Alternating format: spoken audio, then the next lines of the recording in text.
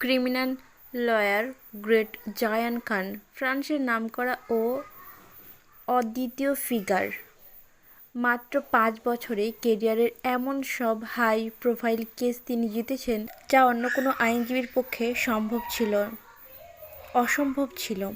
Record বলছে এখন পর্যন্ত তিনি কোনো কেস হারেননি। কিন্তু জায়ান খান শুধুই একজন বিখ্যাত আইনজীবী নন, বিলিয়নিয়ার লয়ারদের তালিকায়ও শীর্ষে। প্রশ্ন উঠছে, মাত্র কয়েক বছরে কিভাবে এমন বিপুল সম্পদের মালিক হলেন তিনি? কেউ বলে তার নিজস্ব ব্যবসায় সাম্রাজ্য আছে, তবে কেউ বা সমালোচনা সূচক করে বলে ওঠে এর পেছনে অন্য কিছু আছে। হয়তোবা তার হাত লেগে আছে ইউরোপ, রাশিয়ান, ইতালিয়ান সহ নামি-দামি মাফিয়া গ্যাংদের সাথে। আন্ডারওয়ার্ল্ড, ক্যাসিনো, ডার্ক ডিল, কিছু তো আছে, কিন্তু প্রমাণ শূন্য। সমালোচনা হোক বা প্রশংসা, একটি সত্য অস্বীকার করার উপায় নেই। আদালতে তিনি অব্যর্থ অস্ত্র, যার একটাই নিয়ম, কখনো হারবেন না। আর আজ সেই গ্রেট জায়ান্ট শুয়ে আছে আইসিইউতে। ফ্রান্সের স্তব্ধ আইন জগৎ নিঃশ্বাস বন্ধ করে অপেক্ষা করছে। প্যারিসের আকাশে গধূলির আলো মিশে আছে। ফ্রান্সের সবচেয়ে বড় হাসপাতালে, হোপিটাল সাইন্ট লোস। বাইরে থেকে কাচের দেওয়াল ঘেরা সেই সুবিশাল হাসপাতালটা দূর থেকে যেন এক বিশাল জাহাজের মতো দাঁড়িয়ে আছে। শত শত জানালায় সাদা আলো জ্বলছে, যেন হাজার প্রাণের শ্বাস প্রশ্বাস ভেসে আসছে ভেতর থেকে। প্রবেশদ্বারে গাঢ় নীল ইউনিফর্ম পরা সিকিউরিটি দাঁড়িয়ে, হাতে ইয়ারপিস, চোখে শীতল নিরাবেগ দৃষ্টি। সক্রিয় কাচের দরজা সুই শব্দ করে খুলে গেলেই ভেতরে ঠান্ডা এয়ার কন্ডিশনের শ্বাস প্রথমে মুখে লাগে। তারপর ভেসে আসে অদ্ভুত এক গন্ধ, জীবাণুনাশকের তীব্র স্বাদ মিশ্রিত গন্ধ, যেটা কেবল হাসপাতালেই থাকে। ভেতরে রিসেপশনের সামনে কাতারে দাঁড়িয়ে মানুষ। নার্সরা দ্রুত পায়ে হেঁটে যাচ্ছে করিডোর ধরে। সাদা কোটের ভাঁজ উঠছে চলার তাড়ায়। কোথাও হুইলচেয়ারে বসা রোগী, কোথাও স্ট্রেচারে টানা হচ্ছে জরুরি কেস। করিডোরের দেওয়াল জুড়ে ঝকঝকে স্টিলের সাইনবোর্ড, নিবিড় পরিচর্যা ইউনিট, আইসিইউ, সীমাবদ্ধ প্রবেশাধিকার, সার্জারি শাখা, শুধুমাত্র অনুমোদিত কর্মী। হাসপাতালের লিফটে উঠে সোজা 22 তলায় পৌঁছানো যায় ভিআইপি মেডিকেল সেকশনে, যেখানে সাধারণ মানুষের প্রবেশ নিষিদ্ধ। লিফটের দরজা খুলতেই চোখে পড়ে এক লম্বা কাঁচে ঘেরা করিডোর, যার শেষ মাথায় বড় একটা ফ্রস্টেড গ্লাসের দরজা। তার ওপাশে জায়ানের কেবিন। দরজার দুই পাশে দাঁড়িয়ে দুজন ব্ল্যাক স্যুট পরা বডিগার্ড, চোখে কালো শেড, হাতে ইয়ারপিস, যেন সাধারণ সিকিউরিটি নয়, বরং কোনো রাষ্ট্রপতির প্রহরী। এদিকে লিফটের পাশেই এক আলাদা ভিআইপি রুমে বসে মার্কো আর এলেক্স। তাদের মুখে অস্বস্তি, কিন্তু চোখে সেই ঠান্ডা ক্যালকুলেশন, যেন তারা ঠিক করছে পরের পদক্ষেপটা কী হবে। হঠাৎ দরজা ঠেলে ভেতরে ঢুকলেন প্যারিসের একজন উচ্চপদস্থ ডাক্তার। নাম লিওনেল আলবার্ট। সাদা কোটের ওপর টেথোস্কোপ ঝুলছে। তারপর বললেন, মিস্টার জায়ান বেঁচে আছেন। তার হার্ট চলছে, but he is not in drift. মার্কোর চোখে শূন্যতা, ঠোঁট শক্ত হয়ে আছে। এলেক্স নিজেকে সামলে নিয়ে বলে, কোমা রিকভার হতে কতদিন লাগতে পারে?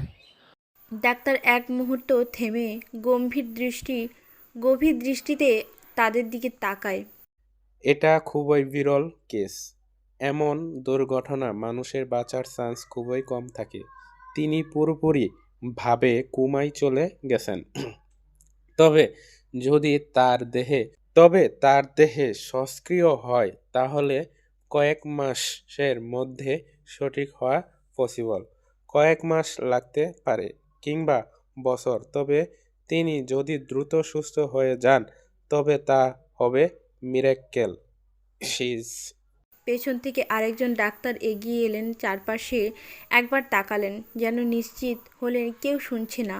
তারপর চাপা গলায় বললেন, কেউ ইচ্ছাকৃতভাবে ব্রেক ফেল করিয়েছে বলে আমার সন্দেহ হচ্ছে।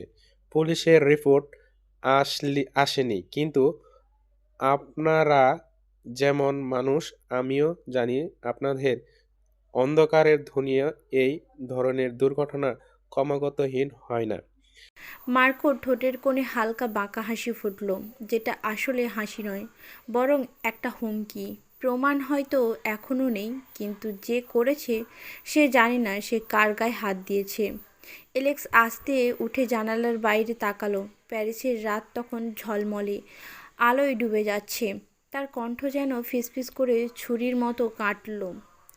ওকে আঘাত। সিংহের খাঁচায় নিজের ইচ্ছায় পা দেওয়া। বাইরে দূরে অ্যাম্বুলেন্সের সাইরেন বাজলো। শহরের আরেক প্রান্তে হয়তো কেউ বাঁচার জন্য লড়ছে, কিন্তু এই হাসপাতালের 22 তলায় ক্ষমতার খেলা, হিংস্রতা আর প্রতিশোধের গন্ধ আরও ঘন হয়ে বাংলাদেশ, ঢাকা। দুপুর গড়িয়ে বিকেল। লিভিং রুমে সবার মুখে এক ধরনের অস্থিরতা। বিশাল ঝাড়বাতির নিচে বসে আছেন জায়ানের মা নাফিসা খান, মুখে অদ্ভুত এক গম্ভীর ছায়া, যা তিনি লুকানোর চেষ্টা করলেও চোখে মুখে ধরা পড়ে যাচ্ছে।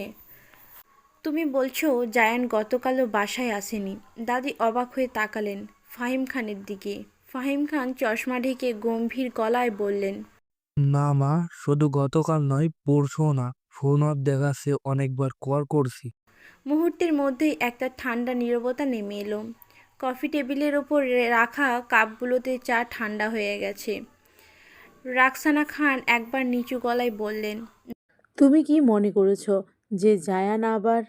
নাফিসা খান কথাটা শেষ হওয়ার আগেই চুপ করিয়ে দিলেন, কিন্তু কণ্ঠে আত্মবিশ্বাসের চেয়ে উদ্বেগই বেশি ছিল। অপরদিকে জানালা দিয়ে আসা নরম আলো লিয়ানার বিছানার উপর ছায়া ফেলছে। সে এক হাতে বালিশ জড়িয়ে আরেক হাত বই ধরে মন দিয়ে পড়ছে। হঠাৎ কর্কশ শব্দে দরজাটা খুলে গেল। ভেতরে ঢুকলো মাইশা, আরিশা আর রিহান। মাইশা আর আরিশা সোজা বিছানায় উঠে লিয়ানার পাশে বসে পড়ল, যেন এই বিছানায় তাদের সদর দপ্তর। রিহান অলস ভঙ্গিতে ডেস্কের চেয়ার টেনে এনে পা তুলে বসে গেল।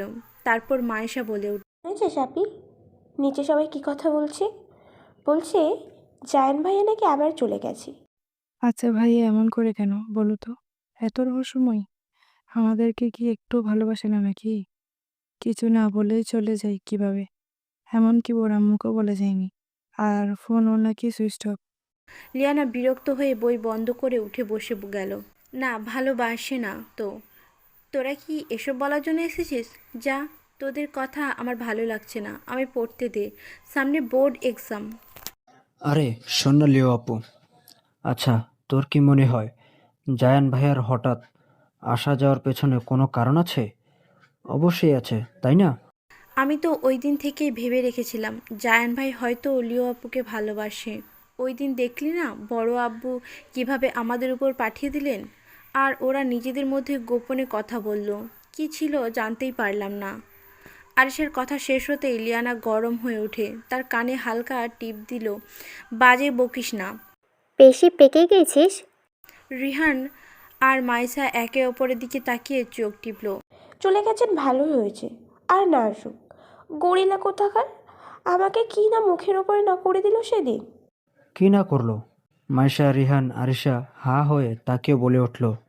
তোদের বলতে হবে? যা এখান থেকে, না হলে ঘাড় ধরে বের করে দেব। তোদের এই বিরক্তকর মুখ দেখতে ইচ্ছে করে না। তিনজনেরই মুখে হাসি বিলীন হয়ে ধীরে ধীরে দরজার দিকে হাঁটতে হাঁটতে বেরিয়ে গেল লিয়ানা। আবার বই খুলে নিল বটে, কিন্তু পৃষ্ঠার ওপর চোখ আটকে থাকলেও মাথার ভেতর ঘুরছে অন্য কিছু, যেটা সে কারোর সাথে স্বীকার করবে না। লিয়ানার মাথায় তখনও ঘুরছে, সত্যি কি চলে গেল লোকটা? আর ফিরবেন না? বুকের ভেতরটা হঠাৎ কেমন শূন্য শূন্য লাগতে লাগলো। অজানা এক কম্পন ছড়িয়ে গেল সারা দেহে। হাতে রাখা বইটা ধীরে ধীরে বন্ধ করে সে উঠে দাঁড়ালো। কয়েক সেকেন্ডের জন্য যেন সব শব্দ থেমে গেল। শুধু তার নিজের শ্বাস প্রশ্বাস আর বুকের ধুকপুকানির কানে বাজছে। পা টেনে টেনে সে এগিয়ে গেল জায়ানের রুমের দিকে। দরজার কপাট খুলতেই মুখে এসে লাগে সেই চেনা পারফিউমের গন্ধ, যেন দেওয়ালে চাদর, এমনকি বাতাসও এখনও তাকে আঁকড়ে ধরে রেখেছে। অথচ রুমটা ফাঁকা, মানুষ নেই। তবু কেমন এক অদৃশ্য উপস্থিতি ভর করে আছে, যেন তিনি ঠিক পাশেই কোথাও আছেন, অথচ ছুঁয়ে ধরা যাবে না। আপনি কি সত্যিই চলে গেলেন নাকি? এবার আর আসবেন না? এক মুহূর্ত থেমে গলাটা ভারী হয়ে এলো। আমাকে নাই ভালোবাসলেন, কিন্তু নিজের মাকেও তো ভালোবাসেন নাকি? বাবাকে বাদই দিলাম, কিন্তু দাদিমা, ওনাদের কথাও একবার ভাববেন না? এতটা পাষাণ হৃদয় কি কোনো মানুষের হতে পারে? বাইরে থেকে দেখলো হয়তো মনে হবে রিহানদের সামনে জায়ানের কথা তেমন গুরুত্বই দিচ্ছে না লিয়ানা, কিন্তু কাছে থাকলেই বোঝা যায় তার চেহারার ভেতরের কিছুই অন্য কথা বলছে। হঠাৎ লিয়ানা ঠোঁট কামড়ে গলা শক্ত করে বলে উঠল, আর হ্যাঁ, নিজেকে কি ভাবেন আপনি? হ্যাঁ, অ্যানাকোন্ডা কোথাকার! ভাববেন না যে আমি আপনাকে ভালোবাসি। তারপর মুখ বাঁকিয়ে বলে, আমিও আপনাকে ভালোবাসি না, বুঝেছেন? তার চোখে ঝিলিক খেলো রাগের, অথচ ভেতরের অস্থিরতা লুকোতে গিয়ে হাত দুটো মুঠো করে ফেলল। এক সেকেন্ড থেমে গলাটা আরও নিচু করে বলল, I hate you mister Zayan Khan. শব্দগুলো যেন ছুরি হয়ে ছুঁড়ে দিল খালি রুমটার দিকে। কিন্তু বলার সাথে সাথেই বুকের ভেতরটা কেমন হালকা লাগার বদলে উল্টোটাই হলো। চোখ ঝাপসা হয়ে এলো। নিজের অজান্তেই দৃষ্টি নিচু করার আগে একটা নোনা জল গড়িয়ে পড়লো গাল বেয়ে। Gulshan lake side, black heaven. রাত তখন প্রায় 10:30। লেকের ধারে গাঢ় কালো আকাশে কিছুটা মেঘ জমে আছে। দূরের রাস্তার লাইটের প্রতিফলন লেকের জলে নরম ঢেউয়ের সাথে দুলছে। ব্ল্যাক হেভেন বার এর ওপেন টেরাসে মৃদু জ্যাজ মিউজিক বাজছে। চারপাশে হলুদ কমলা আলোয় সাজানো কাঠের টেবিল আর নরম ধোঁয়া মিলেমিশে একটা রহস্যময় পরিবেশ তৈরি করেছে।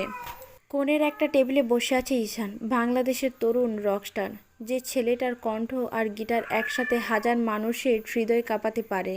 লম্বা অ্যাথলেটিক ফিগার, গভীর চোখের দৃষ্টি, যেন কাউকে ভেদ করে দেখতে পারে। তীক্ষ্ণ চোয়াল আর হালকা দাড়ি তার চেহারায় এক ধরনের রাফ হ্যান্ডসাম লুক এনে দিয়েছে। কালো শার্টের বোতাম গলায় খুলে রাখা, হাতের কবজিতে সিলভার ব্রেসলেট, সব মিলিয়ে এক অনায়াস জম।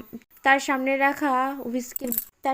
রাখা হুইস্কির গ্লাসে বরফ ধীরে ধীরে গলে যাচ্ছে। ঈশান কনুই টেবিলে ঠেকিয়ে এক হাতের আঙুলে গ্লাস ঘোরাচ্ছে, আর এক গভীর চিন্তায় ডুবে আছে।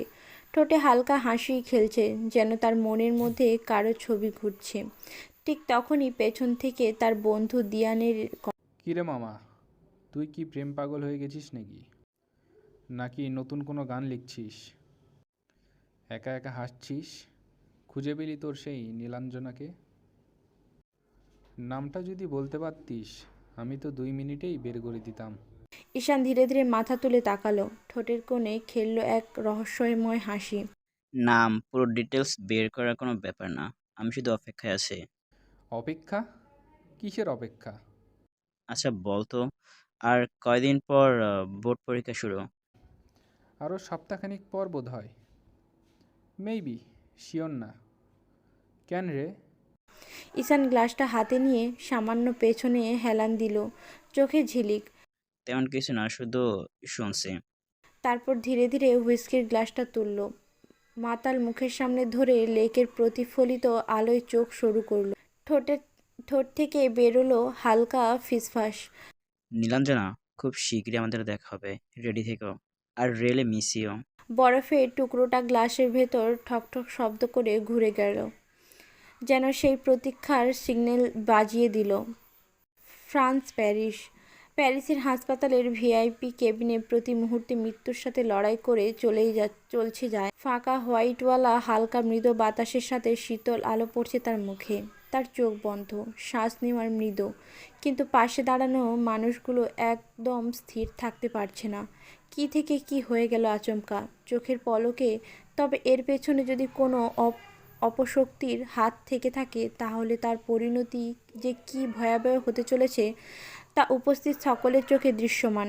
মার্কো জায়ানের হাতে হাত রেখে বারবার চুপচাপ তাকিয়ে থাকে, যেন কেবল একটি নড়াচড়া জায়ানের নিঃশ্বাসের সাথে মিলিয়ে দেখতে চায়। এলেনা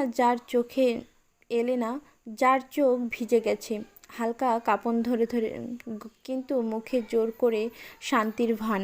নদিয়া বারবার ফোন দেখছে, বারবার সময় চেক করছে। জায়ান ঠিক হয়ে যাবে তো? এলেনা হকচকে জিজ্ঞেস করলো, কণ্ঠ অচেতনভাবে কেঁপে উঠছে।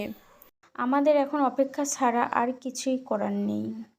এলেক্সা এক টুকরো নিঃশ্বাস নিয়ে বলল, 1 মিনিটও কাটতে পারে না, আর 1 মিনিট যেন দীর্ঘ হয়ে যায়।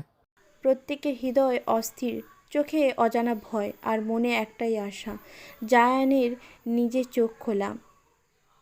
নদিয়া হঠাৎ এগিয়ে এসে মার্কোর হাতে হাত রাখলো আর বলল, জায়ানের বাড়িতে একটা কল দেওয়া উচিত না?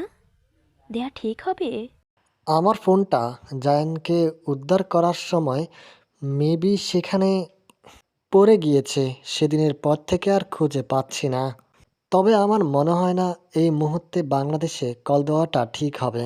জায়ানের সম্পর্কে তার পরিবার কিছুই জানে না। এখন যদি আমরা তাদেরকে জায়ানের কথা জানাই, তাহলে তো বুঝতে পারছিস কাহিনী অনেক দূর চলে যাবে। অনেক প্রশ্নের সম্মুখীন হতে হবে। আর জায়ানের অনুমতি ছাড়া আমরা তার সম্পর্কে কিছু বলতেও পারবো না। পাশ থেকে এলেনার সামনে এগিয়ে এসে বলে, মাকো ঠিকই বলেছি। জায়ান সুস্থ হয়ে ওঠা আগ পর্যন্ত আমাদের অপেক্ষা করা উচিত। এখন তোরা সবাই বাড়ি যা, আমি এখানে জায়ানের কাছে থাকছি। একটু থেমে আবার বলে উঠল, জায়ান না হয় আমায় কোনো দিন আপন করে নেয়নি, হৃদয় স্থানে পায়নি তো কি হয়েছে, আমার হৃদয়ে তো। বলতে গিয়েই থেমে গেল মেয়েটা। যাই হোক, এখন অন্তত পাশে থেকে নিজের মনকে সান্ত্বনা দিতে তো পারবো। এলেনার কথা শেষ হতে না হতেই এলেক্স বলে, ভুল জায়গায় ভুল মানুষকে হৃদয় দিলে সেই হৃদয় আর হৃদয় থাকে না, চূর্ণ বিচূর্ণ হয়ে যায়। কথাটা মাথায় রাখিস, যেই জিনিস তোর না সেই জিনিসে আশা রাখাও বোকাম, অধিকার খাটানোও শোভা পায় না। শাট আপ গাইস, হসপিটাল এসব বলার জায়গা না। এখন এইসব কথা না বলে বেশি বেশি প্রে কর সবাই, যেন জায়ান আমাদের মাঝে দ্রুত ফিরে আসে। আই হোপ তোরা বুঝতে পেরেছিস। তাদের এসব কথার মাঝেও জায়ানের নিঃশ্বাসের প্রতিটা ওঠানামা তাদের মনে যায় ধাক্কা দিচ্ছে। কেউ বলতে পারছে না, কেউ দেখতে পারছে না, কেউ চোখের কোণ থেকে অশ্রু ফেলছে। কেবল একটা অদৃশ্য শৃঙ্খল তাদের মধ্যে তৈরি হয়েছে, যেটি একমাত্র আশার শক্তিতে বেঁধেছে। ঘড়ির কাঁটা চলে, কিন্তু সময় যেন থেমে গেছে। হাসপাতালের নিস্তব্ধ কক্ষে শুধু তাদেরই নিঃশ্বাসের শব্দ আর হৃদয়ে গর্জন শোনা যায়। Bangladesh, Dhaka, Rajuk Uttara model college. লম্বা গেটটা পেরিয়ে ঢুকতে দুপুরের রোদে চকচক করছে ইট সিমেন্টের বিশাল দালান। বারান্দায় জুড়ে ছাত্রছাত্রীদের ছোট ছোট দল, কারো হাতে মোবাইল, কারো হাতে ফাইল ভর্তি খাতা, কেউ আবার ছায়ার নিচে বসে গল্পে মশগুল। চারপাশে একটা চাপা উত্তেজনা। বোর্ড পরীক্ষার আর মাত্র কয়েকদিন পর, আর তাই আজ প্রবেশপত্র বিতরণ। কলেজের ভিতর হালকা বাতাস বয়ে যাচ্ছে, তবুও যেন হাওয়ার মধ্যে একটা গম্ভীর গন্ধ। বড় পরীক্ষার আগে যেমন এই ভিড়ের মাঝে মেরিন আর রিমা নিজেদের পুরনো আড্ডার জায়গায় বসে আছে। তাদের ঠিক সামনেই চুপচাপ বসে লিয়ানা, হাতে ফাইল ধরা, কিন্তু চোখে যেন কোথাও দূরে হারিয়ে গেছে। মেরিন চোখ কুঁচকে তাকিয়ে হঠাৎ বলল, কি রে, কি হয়েছে তোর? এমন পেঁচার মতো মুখ করে রেখেছিস কেন? লিয়ানা সামান্য চমকে উঠে মুখ তুলল। কই, কিছুই তো হয়নি। রিমার সঙ্গে সঙ্গেই মুচকি হেসে মেরিনকে চোখ টিপল, তারপর লিয়ানার দিকে ঝুঁকে, কিছু তো একটা হয়েছেই, বলে ফেলো, আমরাই তো। লিয়ানা মুখ ঘুরিয়ে ধীর গলায় বলল, বাদ দে তো। মেরিন ঠোঁট বাঁকিয়ে দুষ্টু করে গা ঠেসে দিল। কেন বাদ দিব কেন? রোমিও কলেজে নিয়ে আসেনি তাই বলে মন খারাপ? লিয়ানা কপাল কুঁচকে ঘুরে তাকালো। রোমিওকে বাজে বকিস না। রিমা হেসে ওঠে, আরে হ্যান্ডসাম ড্যাশিং ম্যান জায়ান খান, উনি দেশে থাকলে তবেই তো দিয়ে যাবে। লিয়ানা মুহূর্তের জন্য চুপ করে গেল, তারপর গলাটা অদ্ভুতভাবে নরম হয়ে। মেরিন আর রিমা দুজনের মুখ একসাথে হাঁ হয়ে গেল, যেন কেউ যেন আচমকা এমন একটা কথা বলেছে যা তারা আশাও করেনি। মানে কি? ওই লোকটার কথা আর বলবি না, বুঝেছিস? এত পাষাণ লোক, গরিলা, অ্যানাকোন্ডা, আর্কিওপটেরিক্স। দাদা ভাই কেন যে জায়ান খান রাখতে গেলেন? নামটা রাখা উচিত ছিল জাউরা খান। লিয়ানা কথা শেষ করতেই মেরিন সঙ্গে সঙ্গে হেসে ফেটে পড়ল। আর লিয়ানা মুখে বিরক্তির ভান করলেও ভেতরে কোথাও যেন হালকা একটা ধাক্কা লাগলো, কোনো গম্ভীর অভিমান। তার আঙুলের ডগা ফাইলের প্রান্ত ঘষতে লাগলো, তবে কেউ খেয়াল করলো না তা। আমার কি মনে হয় জানিস, উনি হয়তো ফ্রান্সে বিয়ে করে বউ বাচ্চা নিয়ে থাকে, হতেও পারে। মানে? আর কিছু বলার আগেই মেরিন রিমার মুখ চেপে দিয়ে ধরে। চুপ শালি, কি বলছিস এসব?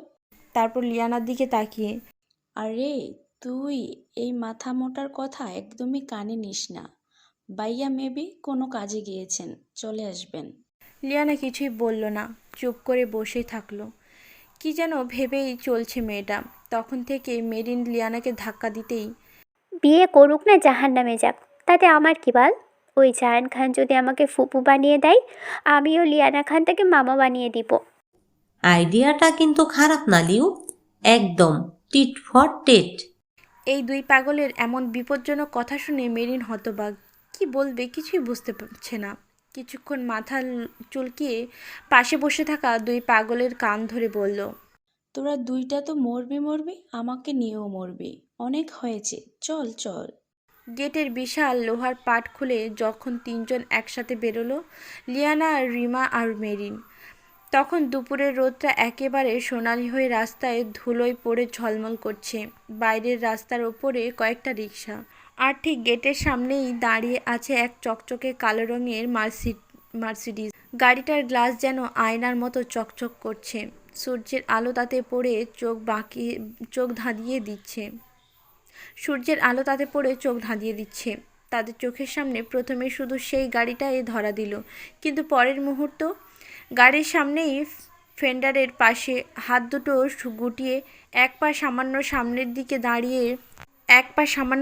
দিকে দাঁড়িয়ে আছে এক পুরুষ। নীল শার্টের কলার অল্প খোলা, সাদা প্যান্টে অদ্ভুত এক কনফিডেন্স ঝরে পড়ছে, চোখে কালো সানগ্লাস। তার চুলে হালকা বাতাস লেগে এলোমেলো হয়ে আছে, ঠোঁটে এক টুকরো নিস্তব্ধ হাসি, যেন জানে ঠিক এই মুহূর্তে তিনজোড়া চোখ তার দিকে স্থির হয়ে আছে। মেরিনের ঠোঁট ফাঁকা হয়ে ও মাই গড, ফিস ফিস শব্দ বেরোলো। আর রিমার চোখ ছায়া পড়ল হালকা বিস্ময়ে। রকস্টার ঈশান শেখ। তার উপস্থিতিতে যেন রাস্তাটা, বাতাসটা, এমনকি সময়কেও থামিয়ে দিল। 1 সেকেন্ডে, 2 সেকেন্ডে, তারপর মেরিনের চোখ বিস্ফোরিত। রিমা যেন নিজের কানকে বিশ্বাস করতে পারছে না। উনি হঠাৎ এখানে আমাদের কলেজে আবার? তার চোখ হঠাৎ চকচক করে উঠে উচ্ছ্বাস। ভালোই হয়েছে, ওই দিন অটোগ্রাফ নিতে পারিনি, আজকে নেবই নেব। বলেই ব্যাগ থেকে তাড়াহুড়ো করে ছোট্ট ডায়েরিটা বের করে সোজা ছুট দেয় গাড়ির সামনে দাঁড়ানো লোকটির দিকে। ভাইয়া, আমি আপনার অনেক বড় ফ্যান, প্লিজ একটা অটোগ্রাফ দিন। ঈশান ধীরে ধীরে চোখের সানগ্লাস খুলে বুক পকেটে রেখে দেয়। তারপর সামান্য ঠোঁট বাঁকিয়ে এক চিলতে হাসি। Yes, I not, but. কথা শেষ না করেই হালকা করে মাথা ঘুরিয়ে লিয়ানার দিকে তাকায়। তোমার বান্ধবী যদি বলে তবেই দিব। বন্ধুবি? কি বোঝাচ্ছেন? ঈশানের গলা নরম, কিন্তু দৃষ্টি একেবারে সোজা গিয়ে থামে ওই যে ব্রাউন আইস মেয়েটা, আই মিন লিয়ানা। রিমাও ঘুরে তাকায় লিয়ানার দিকে, আর মেরিনও তাকিয়ে থাকে একদম থমকে। লিয়ানার মুখে হতবাক ভাব, যেন কিছুই বুঝতে পারছে না। হঠাৎ করে এই পরিস্থিতিতে ঈশান এবার নিজেই কয়েক পা এগিয়ে আসে, সানগ্লাসহীন গম্ভীর দৃষ্টি লিয়ানার দিকে নিবদ্ধ করে। তাহলে বলো। অটোগ্রাফ কি দিব তোমার বান্ধবীকে? লিয়ানার ভ্রু কুঁচকে যায়, চোখে সামান্য বিরক্তি। মানে কি? আপনি ওকে দিন, আমার কাছে এসে এসব বলছেন কেন? অদ্ভুত। এই তোরা থাক, আমি চললাম, গাড়ি চলে আসবে এক্ষুনি। বলেই সরে যেতে চায়, কিন্তু ঠিক তখনই ঈশান শান্ত গলায় বলে ওঠে, যাওয়ার দরকার নেই, আমাদের ড্রাইভারকে আমি পাঠিয়ে দিয়েছি। একটু থেমে মুচকি হেসে যোগ করে। আমি নিজে পৌঁছে দিব তোমাকে। ঈশান রিমার হাত ধরে ডায়েরিটা টেনে নিল, একটা সিগনেচার করে বলল। তোমরা যাও, তোমাদের বান্ধবীর সঙ্গে আমার কিছু কথা আছে। রিমা অবাক হয়ে তাকালো। রিমা আর মেরিন না চাইতেও একসঙ্গে দ্রুত সামনে হাঁটা দিল। ঠিক সেই মুহূর্তে গাড়িতে ওঠো। লিয়ানা কেঁপে উঠে ঘুরে দাঁড়ালো। ঠোঁটে এরকম নীরব ক্লান্তি, কিন্তু চোখে তীক্ষ্ণতা। শুনুন, ওদিন একটা মিসআন্ডারস্ট্যান্ডিং হয়েছিল। আমি রেগে গিয়ে কিছু উল্টাপাল্টা কথা বলে ফেলেছিলাম। সত্যি, আই এম এক্সট্রিমলি সরি। আরে আরে, কি করছো? আমি কি তোমাকে সরি বলতে বলছি নাকি? এক ধাপ এগিয়ে দাঁড়িয়ে ফিসফিস করে বলল। বলেছি গাড়িতে ওঠো। গাড়িতে উঠবো?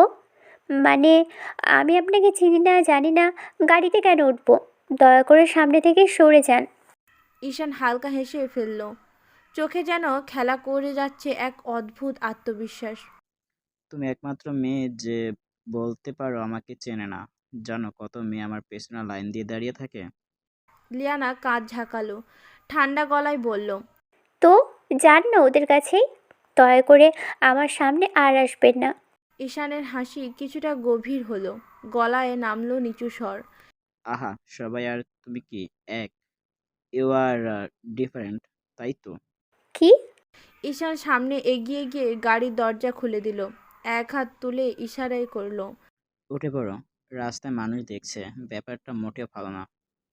লিয়ানা দাঁত কামড়ে তাকিয়ে রইল, কিন্তু চারপাশে লোকজনের নজর, পরিস্থিতি থেকে বেরোনোর উপায় নেই। অনিচ্ছায় যেন নিজের মনকে ধমক দিয়ে ধীরে ধীরে গাড়িতে উঠে বসলো। গাড়ির দরজা বন্ধ হতেই ভেতরের ভেতরের ভারী নীরবতা যেন বুকের ভেতর ঢুকে বসলো। কালো মার্সিডিসটা ধীরে ধীরে গেট পেরিয়ে শহরের ভিড়ের ভেতর ঢুকে গেল। জানালার কাঁচ নামানো, ভেতরে বসা ঈশানের হাতে স্টিয়ারিং, আঙুলের হালকা খেলা, কবজিতে ঝলসে উঠছে ঘড়ির সোনালি ঝিলিক। রোদের আলো এসে পড়ছে তার ব্লু শার্টের, মুখের অর্ধেকটা ঢাকা সানগ্লাস, তবুও ঠোঁটের কোণে সেই ধীর আত্মবিশ্বাসী হাসি। আমার কাছে কি চাই আপনার? ঈশান সিটে একটু সরে বসলো, চোখ সরাসরি তার দিকে না রেখে বাইরে তাকালো। তোমাকে। লিয়ানার মাথা হালকা ঘুরে গেল, চোখে বিস্ময়। মানে কি? ঈশান এক মুহূর্তের জন্য চোখ ফেরালো না রাস্তা থেকে, কেবল স্টিয়ারিং ঘোরাতে ঘোরাতে বলল। ওই দিন প্রথম দেখাতেই তোমার প্রেমে পড়ে গিয়েছিলাম। বিলিভ মি, রাতে ঘুমাতে পারি না। কি? গাড়ি থামান। আমি বলছি গাড়ি থামান। এসব উল্টাপাল্টা কথা আর শুনতে আগ্রহী না আমি। অসহ্য। আপনি কেমন লোক, হ্যাঁ? কোথাকার কে জানেন তো আমি কে? তার কথার ঝড় থামাতে ঈশান হঠাৎ ঠুস করে নিঃশ্বাস ফেলে গাড়ি ধীরে ধীরে সাইডে আনলো।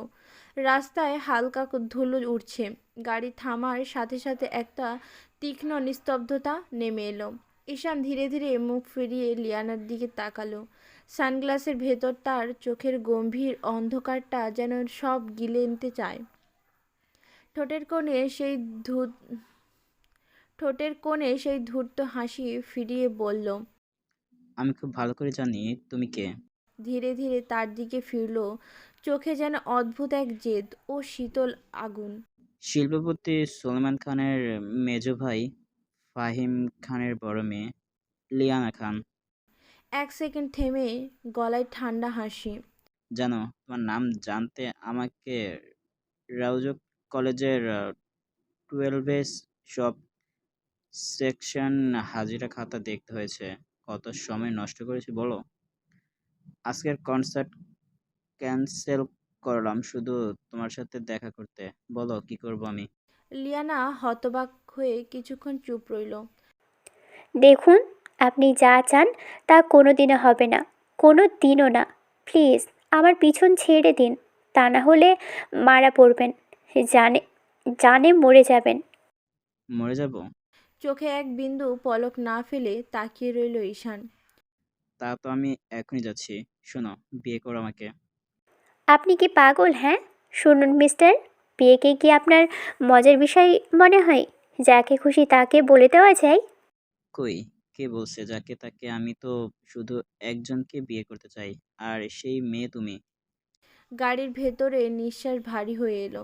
জানালার বাইরে পরিবেশ যেন আরও গভীর হয়ে উঠল। লিয়ানা আর কিছু বলল না। তার চোখে যেন অসংখ্য কথা জমে আছে, কিন্তু ঠোঁট সেগুলো প্রকাশ করার সাহস পেল না।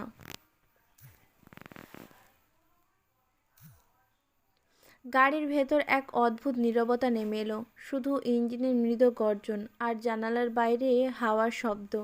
ড্রাইভারের আসনে ঈশানের মুখে এক অদ্ভুত স্থিরতা। যেন কিছু ঠিক করে নিয়েছে সে যেন কিছু ঠিক করে নিয়েছে সে। রাস্তার আলো গাড়ির ভেতরে সে কখনো তার চোখে পড়ে, কখনো মিলিয়ে যায়। হঠাৎ সামনের গেট ভেসে উঠল খানবাড়ির বিশাল লোহার ফটক। গাড়ি ধীরে ধীরে থামল। গেটের রক্ষী তাড়াতাড়ি খুলে দিল। ইঞ্জিনের গর্জন নীরবতার ভেতর মিলিয়ে গেল। এক মুহূর্ত নষ্ট না করে লিয়ানা তড়িঘড়ি স্টিবেল্ট এক মুহূর্ত নষ্ট না করে লিয়ানা তড়িঘড়ি সিটবেল্ট খুলে ফেলল। দরজা ঠেলে নেমেই সে একটুও পেছনে ফিরে তাকালো না। সোজা এগিয়ে গেল বাড়ির ভেতর। পেছনের ড্রাইভারের সিটে বসা ঈশান এক দৃষ্টিতে তার চলে যাওয়ার দিকে তাকিয়ে রইল। ঠোঁটের কোণে হালকা হাসি টেনে প্রায় ফিসফিস করেই বলে উঠল, বিয়েতে আমি তোমাকেই করব। Wait and watch. তার গলায় অদ্ভুত এক দৃঢ়তা, যেন সেই কথার মধ্যেই ভবিষ্যতের রায় লিখে দিল। লিয়ানা সিঁড়ি বেয়ে এক নিঃশ্বাসে ওপরে উঠে গেল। করিডোরে শেষ মাথার বড় আম্মুর রুমের দরজার দিকে পা বাড়াতেই ভেতর থেকে নাফিসা খান বেরিয়ে এলেন। হঠাৎ লিয়ানাকে এইভাবে রুমের দিকে আসতে দেখে তিনি খানিকটা বিস্মিত হয়ে বললেন, কি হয়েছে মা? জায়ান ভাইয়ার বন্ধুর নাম্বারটা দে, ওই যে যিনি তোমাকে সেদিন ফোন করেছিলেন। নাফিসা খান একটু অবাক হলেও ফোন অন করে নাম্বারটা দিয়ে দিলেন। লিয়ানা আর কিছু শোনেনি। তারপর সে প্রায় দৌড়ে নিজের রুমে চলে গেল। দরজা বন্ধ করে নাম্বারটা ডায়াল করলো। স্ক্রিনে লেখা উঠল, সুইচ অফ। একবার, দুইবার, তিনবার, প্রতিবারই একই উত্তর, ফোন বন্ধ। দীর্ঘ একটা নিঃশ্বাস ছেড়ে এবার সে জায়ানের নাম্বার ডায়াল করলো। সেখানে সেখানে ও সেই একই যান্ত্রিক উত্তর, সুইচ অফ। লিয়ানা চুপচাপ বিছানায় বসে পড়ল। বুকের ভেতর যেন কেউ নীরবে একটা ভারী তালা ঝুলিয়ে দিল। ঠোঁটের কোণে তিক্ত হাসি এনে প্রায় নিজের সাথেই কথা বলে উঠল, আপনি কি সারা জীবনের জন্য চলে গেলেন? ইচ্ছে করেই এসব করছেন তাই না? এক মুহূর্ত থেমে গলার স্বর আরও নিচু করল, আপনি কি সত্যি বিবাহিত বউ আছে তাই চলে গেলেন? রুমের ভেতরে নিস্তব্ধতা নেমে এলো। জানালার বাইরের আকাশে মেঘ ভেসে বেড়াচ্ছে, যেন সেও কিছু বলতে চাইছে, কিন্তু চুপচাপ রয়ে গেল ঠিক লিয়ানার মতো। ফোনটা হাতে নিয়ে আবারও সেই একই নাম্বার, একবার, দুইবার, তিনবার, প্রতিবারই ঠান্ডা যান্ত্রিক উত্তর, the number you are have dialing is currently switch off. লিয়ানার চোখের ভেতর ধীরে ধীরে জমে উঠল তীক্ষ্ণ বিরক্তি। গলা শক্ত হয়ে উঠল। শেষবার স্ক্রিনের আলো নিভতেই সে প্রায় ঝটকা মেরে ফোনটা বিছানায় ছুঁড়ে ফেলল। কালো স্ক্রিনে নিজের রাগান্বিত প্রতিবিম্ব এক মুহূর্তের জন্য ভেসে উঠল, তারপর মিলিয়ে গেল। ধীর পায়ে উঠে দাঁড়ালো। রুমের দরজার পাশে রাখা তোয়ালে কাঁধে ফেলে বাথরুমের দিকে এগিয়ে ঢুকে পড়ল। দরজা বন্ধ হতেই টাইলসের ভেতর শোনা গেল পানির ধারার ধ্বনিটি টুপটাপ থেকে ঝরঝর, তারপর একটানা ঝর্ণার শব্দ। পানি চুল বেয়ে, গলা বেয়ে, পিঠ বেয়ে নেমে যাচ্ছে, যেন ঠান্ডা জলে সব চিন্তা ধুয়ে ফেলতে চাইছে। অথচ মন জানে কিছুই ধোয়া যাবে না। শাওয়ার বন্ধ করে আয়নার সামনে দাঁড়ালো লিয়ানা। মুখে ফোঁটা ফোঁটা জল, চোখ দুটো লালচে, কিন্তু দৃষ্টি ঠান্ডা। তোয়ালে দিয়ে ভিজে চুল মুছে নিয়ে হেয়ার ড্রায়ার চালালো। গরম বাতাসে চুলগুলো উড়ে উঠছে, যা রুমের মধ্যে নরম হাওয়ার মতো ছড়িয়ে পড়ছে।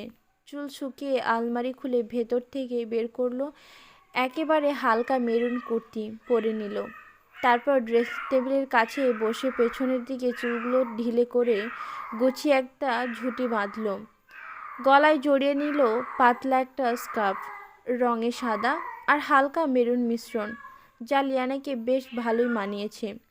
সব কিছু শেষ করে দরজা খুলে বাইরে বেরোতেই করিডোরের আলোয় তার মেরুন পোশাক যেন আরও গাঢ় হয়ে উঠল। নিচতলার ডাইনিং স্পেসে বিকেলের চা নাস্তার আয়োজন চলছিল। বড় গোল টেবিলে সাজানো গরম চায়ের কাপ, প্লেটে বিস্কুট, সামোসা আর পাশে ফলের টুকরো। লিয়ানা ধীরে ধীরে সিঁড়ি বেয়ে নেমে এলো। সিঁড়ির বাঁকের কাছে থেমে তাকালো বুক সেলফের দিকে। আঙুলের ডগা দিয়ে শিরোনাম ছুঁয়ে ছুঁয়ে একখানা উপন্যাস টেনে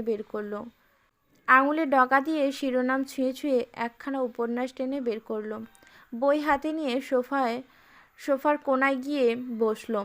যেন তার চারপাশের কথাবার্তা, টিভির শব্দ, এমনকি চায়ের সুগন্ধও তার কাছে এখন অর্থহীন মনে হয়। পাতা উল্টাতে উল্টাতে হঠাৎই মনে পড়ে গেল ঈশানের কথা। ঠোঁটের কোণে এক তীর্যক হাসি ফুটে উঠল। তারপর প্রায় ফিসফিস করেই বলল, ওই লোকটার তো মানসিক হাসপাতালে থাকার কথা, তা না করে আমাকে এসে বিয়ের কথা বলছে। ফাউল! যদি পারতাম কষিয়ে 2টা থাপ্পড় মারতাম। পাশে বসে থাকা মায়েশা তখন চিপস চিবোচ্ছে আর টিভিতে কোনো রিয়েলিটি শো দেখছিল। লিয়ানার ফিসফিস কথাগুলো কানে যেতেই মুখ ঘুরিয়ে কটমট করে বলল, কাকে মারবি? কাউকে না, তোকে। চুপ থাকলেই ভালো হবে তোর জন্য। টেবিলের মাথায় বসা সোলেমান খান গম্ভীর মনোযোগ দিয়ে খবরের কাগজ পড়ছিলেন। চশমার ফাঁক দিয়ে দৃষ্টি স্থির, ঠোঁট শক্ত করে চেপে রাখা। কোনো শব্দ যেন তার মনোযোগ ভাঙতে পারবে না। ঠিক তখনই নাফিসা খান ট্রে ওপর চা নিয়ে এলেন। তার সামনে কাপ রেখে হাত বাড়িয়ে দিলেন। এই নাও, গরম থাকতে খেয়ে নাও। তারপর ফাহিম খানের দিকে ঘুরে জিজ্ঞেস করলেন, ছেড়ে নাকি এখনো বন্ধ? ফাহিম খান মাথা নাড়লেন। হ্যাঁ, এখনো বন্ধই আছে। সোলেমান খান খবরের কাগজ নামিয়ে দীর্ঘশ্বাস ফেললেন। গলার স্বর ঠান্ডা, কিন্তু ভেতরে যেন দীর্ঘদিনের চেনা হতাশ জমে আছে। এমনটাই হবে, আমি আগেই থেকেই বুঝছিলাম। এই ছেলেকে আমি হাড়ে হাড়ে চিনি। চিনবেই তো, তোমার ছেলে তোমার থেকে ভালো কে চিনবে? তারপর আঙুল দিয়ে চায়ের কাপে ধোঁয়া সরিয়ে নিয়ে ধীরে নাফিসা খান বললেন, কিন্তু আমি তো মা। আমার মনটা হঠাৎ হঠাৎ চিনচিন করে ব্যথা করে ছেলের জন্য, সেটা তোমরা কেউ বুঝবে না। তার কথার শেষ ঘরে এক মুহূর্তের জন্য নীরবতা নেমে এলো। টিভির আওয়াজ, কাপের টুংটাং আর দূরে কোথাও থেকে ভেসে আসা আজানের ধ্বনি, সব মিলিয়ে সেই নীরবতাকে আরও গভীর করে তুলল। সোলেমান খান খবরের কাগজ ভাঁজ করে পাশে রাখলেন, চোখে তীক্ষ্ণ দৃষ্টি, গলায় ঠান্ডা অথচ দৃঢ় সুর। যেই ছেলে নিজের দাদার মৃত্যুর সংবাদ পেয়েও একবারের জন্য দেশে আসেনি, সে হঠাৎ করে কেন আসবে? কোন উদ্দেশ্যে ছাড়া? বিয়ের ব্যাপারটা তো শুধু কথা এড়িয়ে যাবার অজুহাত ছিল। আর সে ভালো করেই জানতো আমি থাকতে সেটা কখনোই সম্ভব নয়। তার কথার শেষ শব্দগুলো যেন বাতাসে ধাক্কা খেয়ে সবার কানে গিয়ে লাগলো। আরিশা, মাইশা, লিয়ানা আর রিহান চারজনেরই থমকে গেল, চোখে বিস্ময়, ঠোঁটে অর্ধেক খোলা প্রশ্ন। প্রথমে আরিশা, তারপর মাইশা একসাথে প্রায় ফিসফিস করেই বলে উঠল, জায়ান ভাইকে সেদিন বিয়ের কথা বলেছিলেন? রিহান ভ্রুকুচকে লিয়ানার দিকে তাকালো। সবার কণ্ঠ মিলেমিশে এক অদ্ভুত নীরব গুঞ্জন তৈরি করলো। আর সেই মুহূর্তে খানবাড়ির মধ্যে চায়ের ধোঁয়া আর দম বন্ধ করা কৌতূহলী একসাথে ঘুরপাক খেতে লাগলো। জায়ানের দাদা বীর বিক্রম খান একজন প্রভাবশালী ব্যবসায়ী ছিলেন, যার হাতে গড়ে উঠেছিল আজকের খানবাড়ি। কথায় আছে, তাদের পূর্বপুরুষরা ছিলেন জমিদার। সেই জমিদারিত্বের ইতিহাস ঐতিহ্য রক্তে মিশে আছে। খান বংশের গর্ভে সেই পুরনো দিনের গৌরব আর বর্তমানের শক্তি, সব কিছুরই প্রতীক ছিলেন বীর বিক্রম খান। আজ থেকে প্রায় 5 বছর আগে হার্ট অ্যাটাকে মারা গিয়েছিলেন তিনি। তার মৃত্যুর খবর ছড়িয়ে পড়তেই সেদিন পুরো ঢাকার মানুষ শোকাহত হয়েছিল। জানাজায় হাজার হাজার মানুষ উপস্থিত হয়েছিল। ব্যবসায়ী, রাজনৈতিক ব্যক্তিত্ব, গ্রাম শহরের সাধারণ মানুষ সবাই শেষবারের মতো দেখতে এসেছিল সেই মানুষটিকে। কিন্তু সেই ভিড়ে ছিল না একজন মানুষ, জায়ান খান। খবর পাঠানো হয়েছিল তাকে, তবুও সে আসেননি। শেষবারের মতো দাদার কবরে গিয়ে মাটিটাও ছুঁইতে পারল না। বিকেলের আলো ম্লান হয়ে আসছে, আর চায়ের ধোঁয়া মিলিয়ে যাচ্ছে ঠান্ডা বাতাসে। যেন কেউ কিছু বলতে চাইছে না, শুধু দম বন্ধ করার স্থিরতা। এমনকি পিন পড়লেও সেই শব্দ শোনা যাবে। হঠাৎ সেই স্থিরতা ভেঙে দিল একটানা ইঞ্জিনের গর্জন। গেটের বাইরে থামলো 3টি কালো রঙের মার্সিডিজ মিশ্রণ ধাতব গাড়িগুলো। গেট পেরিয়ে ভেতরে ঢুকতেই রক্ষীরা স্যালুট দিয়ে দাঁড়ালো। প্রথমে গাড়ির দরজা খুলে নামলেন এক মধ্যবয়সী নারী, গায়ে সমৃদ্ধ জাংদরেল জামদানি সিল্কের শাড়ি, চোখে সোনালি ফ্রেমের চশমা, চুল গুছিয়ে বাঁধা, মুখে কৃতিত্বের ছাপ। তাকে দেখা মাত্রই যে কেউ চিনে ফেলবে রাজনৈতিক নেত্রী রিনা শেখ। তার পদক্ষেপ ছিল এমন এক দৃঢ়তা, যার সাথে সাথেই চারপাশের বাতাস বদলে দিল। পিছনের গাড়ি থেকে নামলেন ইন করা শার্ট প্যান্ট পরা চশমাধারী এক পুরুষ, ঈশান শেখ। পরিপাটি স্থির চেহারা। আর তৃতীয় গাড়ি থেকে নেমে এলেন কয়েকজন লোক, হাতে ফল, মিষ্টির বাক্স আর নানান উপহার। তারা যখন খানবাড়ির সদর দরজা দিয়ে ভেতরে ঢুকলো, ভেতরের সবার দৃষ্টি একসাথে সেই দিকে ঘুরে গেল। সলেমান খান সাথে সাথেই উঠে দাঁড়ালেন, এগিয়ে গিয়ে রিনা শেখের সাথে হাত মেলালেন। পাশাপাশি শার্ট প্যান্ট পরা ঈশানের সাথেও করলেন কুশল বিনিময়। তাদের ভেতরে নিয়ে আসা হলো, আর সবাইকে ডেকে বসতে বলা হলো ড্রয়িং রুমের নরম সোফায়। মিষ্টির বাক্স আর উপহারের প্যাকেটগুলো একে একে সেন্টার টেবিলে সাজানো হচ্ছিল, যেন কোনো বড় উপলক্ষের প্রস্তুতি চলছে। কিন্তু কেউ এখনও জানে না সেই উপলক্ষটা আসলে কি। সলেমান খান ধীরে ধীরে রিনা শেখের দিকে তাকালেন, চোখে সামান্য অবাক ভাব, গলায় ভদ্র কিন্তু স্বর গম্ভীর। তিনি মায়ের দিকে মুখ ঘুরিয়ে বললেন, চিনতে পেরেছেন তো মা? হ্যাঁ, তিনি ইব্রাহিম শেখের স্ত্রী, রিনা শেখ। মায়ের চোখে প্রথমে হালকা বিস্ময়, তারপর স্মৃতির ঝলক। সলেমান খান ধীরে ধীরে বললেন, উনি কে ছিলেন আমার ব্যবসায়িক পার্টনার। দুঃখের বিষয় এই যে অকাল মৃত্যু হয়েছে তার। তবে হঠাৎ আমার বাড়িতে আমাদের আগমনে আমি সত্যিই খুব খুশি হয়েছি। পাশে বসে থাকা লিয়ানা কিছুই বুঝতে পারছিল না। হঠাৎ সেই লোক সোজা তার বাড়িতে ঢুকে পড়ল। বড় আব্বু দেখি তাকে চিনে, তার পরিবারের সাথে পরিচিত। এসব ভেবেই তার মাথা আউট অফ কন্ট্রোল হয়ে যাচ্ছে।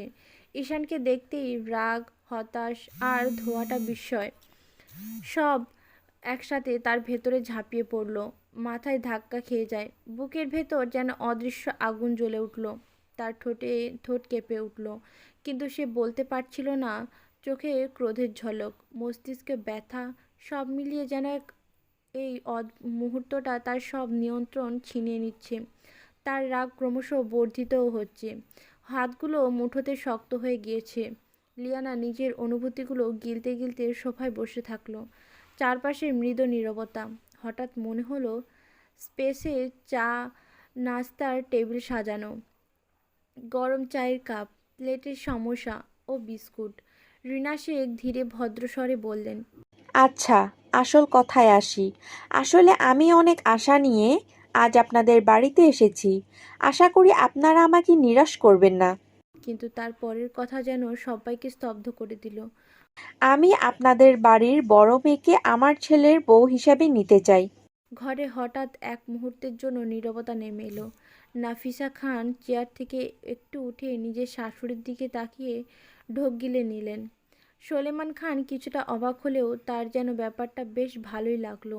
সোফায় ঠেস দিয়ে বসে বললেন, এটা তো খুবই ভালো কথা। আমি তো ঈশানকে খুব পছন্দ করে। দেখুন মিসেস শেখ, আমার মেয়ে এখনো ছোট, এইসব বিয়ে নিয়ে এখনই কিছু ভাবছি না। সামনে তার এইচএসসি পরীক্ষা। সমস্যা নেই মিস্টার খান, আমি এখন শুধু বিয়ে ঠিক করতে এসেছি। অনুষ্ঠান না হয় হবে পরীক্ষার শেষে। এই রিনা শেখের এমন কথায় খানবাড়ির প্রত্যেকেই যেন অবাক, তার থেকে বেশি লিয়ানা। এই মেয়েটার মাথায় যেন আকাশ ভেঙে পড়েছে। এই তো সকালেই এই লোক তাকে বিয়ের প্রস্তাব দিয়েছিল, কিন্তু এভাবে যে এই লোক তার মাকে নিয়ে এভাবে তাকে বিয়ে করতে হাজির হয়ে যাবে, তা লিয়ানার কল্পনারও বাহিরে। সে কি করে এই লোককে বিয়ে করবে? আর তার বড় আব্বু কেন রাজি হচ্ছে? এখন কি হবে তার? তার কি সত্যিই বিয়ে হয়ে যাবে? না, কখনোই না। লিয়ানা কিভাবে অন্য এক পুরুষকে বিয়ে করে তার সাথে সংসার করবে? এইসব ভাবতে ভাবতে লিয়ানার গায়ের লোম দাঁড়িয়ে যাচ্ছে। সে যেন এমন এক মাইনকা চিপায় ধুর, সে যেন এমন এক মাইনকার চিপায় ফেঁসে যাচ্ছে, যেখান থেকে বের হওয়ার ভারী কঠিন। তার বড় আব্বু সম্মতি দিচ্ছে সরি তার বড় আব্বু সম্মতি দিচ্ছে সেখানে বাড়ির কারোরই সাধ্য নেই বড় আব্বুর মুখের উপর কথা বলার, একমাত্র জায়ান খানকে ছাড়া। কিন্তু তিনি তো নেই, কোনো খোঁজ নেই তার। এখন কি হবে লিয়ানার? কে বাঁচাবে তাকে?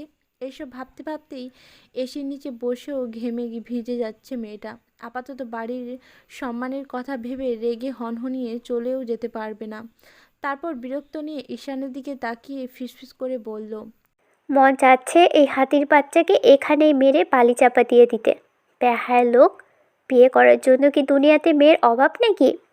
এইবার রিনাল শেখ হালকা হাসি দিয়ে চারপাশে তাকালেন। এই বিয়ে নিয়ে কারো কোনো আপত্তি তো নেই? নেই তো? আসলে আমার ছেলেটাকে আমি অনেক আদরে মানুষ করেছি। সে যা চায় আমি তা দেইনি এমন হয়নি কোনো দিন। আর আজ সে যা চাইছে তা দিতেই আমি এলাম খানবাড়ির মেয়েকে আমার ছেলের বউ করতে। ঘরের ভেতর নীরবতা নেমে আসে। সবার দৃষ্টি ঘুরে যায় সলিমান খানের দিকে। না, কারো কোনো আপত্তি নেই।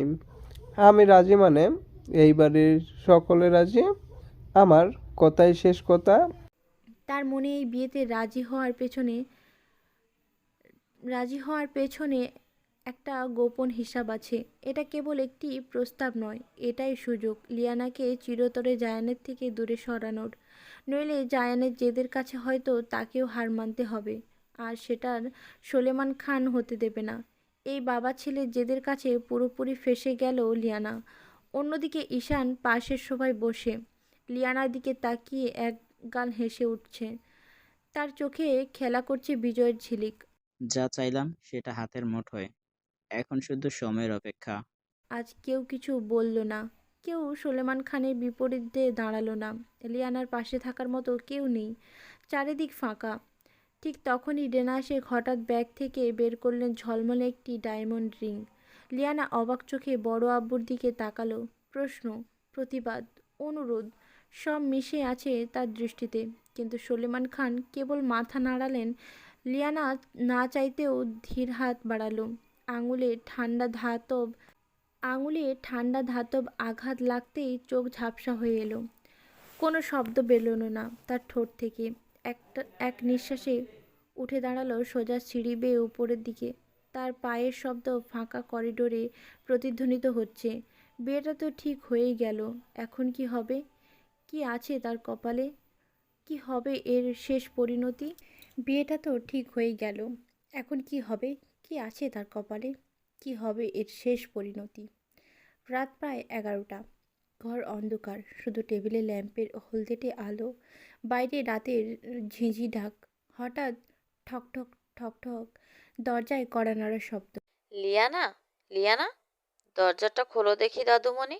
লিয়ানা কিছুক্ষণ চুপ, তারপর ধীর পায়ে দরজার কাছে গিয়ে খুলে দেয়। মুখ ঘুরিয়ে ভেতরে চলে যায়, চোখে ঠান্ডা রাগ। এই বুড়ো মানুষটার উপর রাগ করছিস? কেন? কেন এসেছো সেটাই বলো। তোমার যা চেয়েছো তা তো হলোই, আর কি চাই আমার কাছে? আজকের ঘটনার পর বুঝতে পারলাম জায়ান খান কেন এ বাড়ি ছেড়ে চলে গিয়েছিলেন। এত স্বার্থপর লোকেদের সাথে কীভাবেই বা থাকবেন? এখন তো আমারও নিঃশ্বাস বন্ধ হয়ে আসছে। কি সুন্দর সবাই হাসি মুখে মেনে নিল এসব। একটাবারও কেউ আমার মনের কথা জানতে চাইলো না। মেয়ে হয়ে জন্মেও ভুল করে ফেলেছি। না পারছি কিছু বলতে, না পারছি সহ্য করতে। যদি পারতাম জায়ান খানের মতো আমিও ভিনদেশে চলে যেতাম। দাদিমা ধীরে ধীরে এসে বিছানায় বসেন। লিয়ানার হাত নিজের হাতে নেন। এইদিকে তাকা দাদুমণি, আমার কি দোষ বলতো? জানিস তো তোর বড় আব্বু যা বলে তাই হয়। আমি যদি তখন কিছু বলতাম আমার কথাও শুনতো না আমার ছেলেটা। কিন্তু বিশ্বাস কর, আমি চাই না এই বিয়েটা হোক। আমি তো চেয়েছিলাম তোকে সারা জীবনের জন্য এই বাড়িতে রেখে দিতে, আমার বড় দাদু ভাইয়ের জন্য। বাক্য শেষ করতে না পেরে থেমে যান দাদিমা। চোখে জমে ওঠে জল। লিয়ানার গলাও বুঝে আসে। এক মুহূর্তে আবেগে ভেসে গিয়ে সে দাদিমার পায়ের উপর শুয়ে পড়ে, কপাল চেপে ধরে কাঁদতে থাকে। লিয়ানার মাথায় হাত বুলাতে বুলাতে দাদুমণি বললেন, কথায় আছে না, ভাগ্যের লিখন যায় না খণ্ডন। জানিস তো আমি না খুব করে ভাগ্য বিশ্বাসী। জন্ম মৃত্যু বিয়ে এ সবই যে উপরআল্লাহর হাতে। প্রত্যেক মানুষের সাথেই করে ভাগ্য নিয়ে জন্মায়। এখন তোর কপালে ওই রকেস্টার বেটা নাকি এই ছন্ন ছাড়া রাগী বেপরোয়া পুরুষ আছে, তা তো তোর ভাগ্যই বলে দিবে রে বোকা মেয়ে। মানুষ চাইলেই কি তার ভাগ্যের লিখন বদলাতে পারে? যে পুরুষের পাঁজরের হাড় দিয়া তোরে আল্লাহ বানাইছে, তুই তার ঘরেই যাবি। আর কাঁদিস না। কে জানে লিয়ানা তার দাদির বলা কথাগুলো শুনতে পেল কি না, নাকি বুঝতে পারলো। তবে চুপ করে থাকলো, কোনো জবাব দিল না। দেখতে দেখতে দিনগুলো চোখের পলকে কেটে গেল। সময় তো কারোর জন্য অপেক্ষা করে না। একদিন, 2 দিন, সপ্তাহ, তারপর মাস। ঠিক যেন হাওয়ার মতোই উড়ে গেল। কে জানে কিভাবে যে 2 মাস পেরিয়ে গেল, অথচ এই 2 মাসেই বদলে গেছে অনেক কিছু। এই তো সেদিনকার কথা। লিয়ানা বিয়ে করতে চায় না। কথাটা বলতে যখন তার বড় আব্বুর কাছে গিয়েছিল, কতটা ভয় মিশেছিল লিয়ানার বড় আব্বু, আমি এখনই বিয়ে করতে চাই না। কণ্ঠে। কিন্তু সলেমান খান তখন শুধু নীরবে তার মাথায় হাত রেখে মৃদু গলায় বলেছিলেন, আমি যা করছি শুধু তোমার ভালোর জন্যই করছি মা। তোমাকে আমি ভালোবাসি, কখনো খারাপ চাইতে পারি বলো? তোমার হাসিই আমার শান্তি দিবে। ঈশান খুব ভালো ছেলে। যদি ভালো থাকতে না পারো পরে চলে আসবে। তোমার জন্য খানবাড়ির দরজার চিরতরে খোলাই থাকবে। সেই মুহূর্তেই যেন কোনো শব্দ খুঁজে পায়নি লিয়ানা।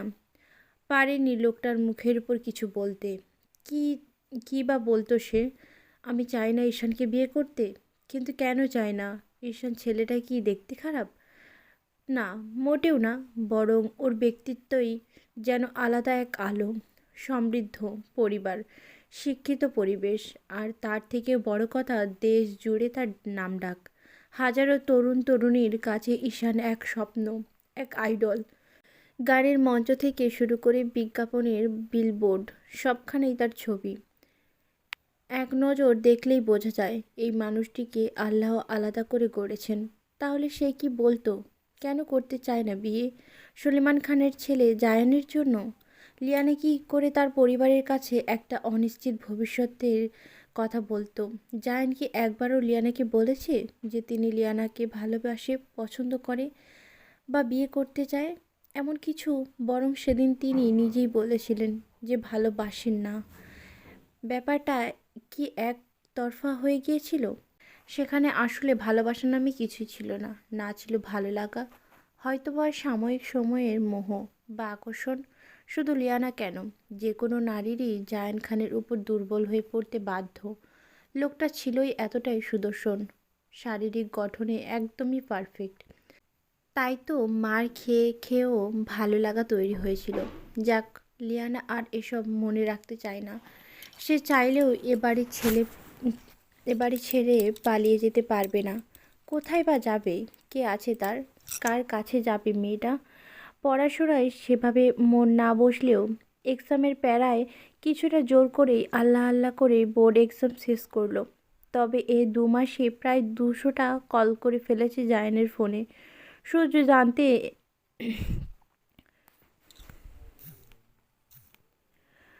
শুধু জানতে এভাবে হুট করে এসে হুট করে চলে কেন গেল? শুধু কি লিয়ানা আর তা শুধু কি লিয়ানা আর তাকে আর্কিওপটেরিক্স বলে নাকি? পুরাই ডাইনোসরের বংশধর না? ধুর, এই লোকের বংশে সেও তো লিয়ানা নিজেও। না, লিয়ানা ডাইনোসর না, খানবাড়ির কেউ না, জায়ান খানই ডাইনোসর। আরেক হাতের বাচ্চার কথা কী বা বলবো ঈশান। এই পুরুষকে দেখে তার প্রেমে দেওয়ানা হলো।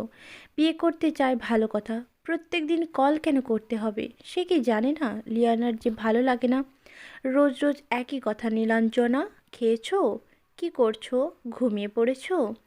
নিজের যত্ন নেও, আরও কত কি। এইসব বলে বলে লিয়ানার কানের 12টা বাজিয়ে দিল। এই 2 মাসে এত বেশি যত্ন ভালোবাসা যে তার সহ্য হয় না। কি করে বোঝাবে সে? এসব ভাবতে ভাবতেই লিয়ানা রুমের ব্যালকনিতে বসে নিজের ডায়েরিতে এসব লিখছিল। তার জীবনে যে তাকে কিভাবে চক্র চক্রাকারে ঘুরিয়ে চলছে তা নিয়ে যদি একটা বাংলা সিনেমা হতো, তাহলে শাকিব খানের মুভিও ফেল করতো। আবার কিসের কি সায়ারা মুভি দেখে লোকজন কেঁদে ভাসিয়ে দিচ্ছে। তার একবার তার জীবনের কাহিনী এসে দেখে যাক, বেদনা কাকে বলে হাড়ে হাড়ে টের পাবে। এইসব লিখতে লিখতে একটা বড় দীর্ঘশ্বাস ফেলে উঠে দাঁড়ালো। তখনই নিচ থেকে রুকসানা খানের কণ্ঠধ্বনি কানে এলো। লিয়ানা, নিচে আয়। ডায়েরিটা আস্তে করে টেবিলে রেখে দরজা খুলে বেরিয়ে এলো লিয়ানা। ধাপে ধাপে সিঁড়ি দিয়ে নিচে নামতেই চোখ থেমে গেল ডাইনিং স্পেসের সোফার ওপর আরামে বসে আছে ঈশান। 2 পা তুলে একটার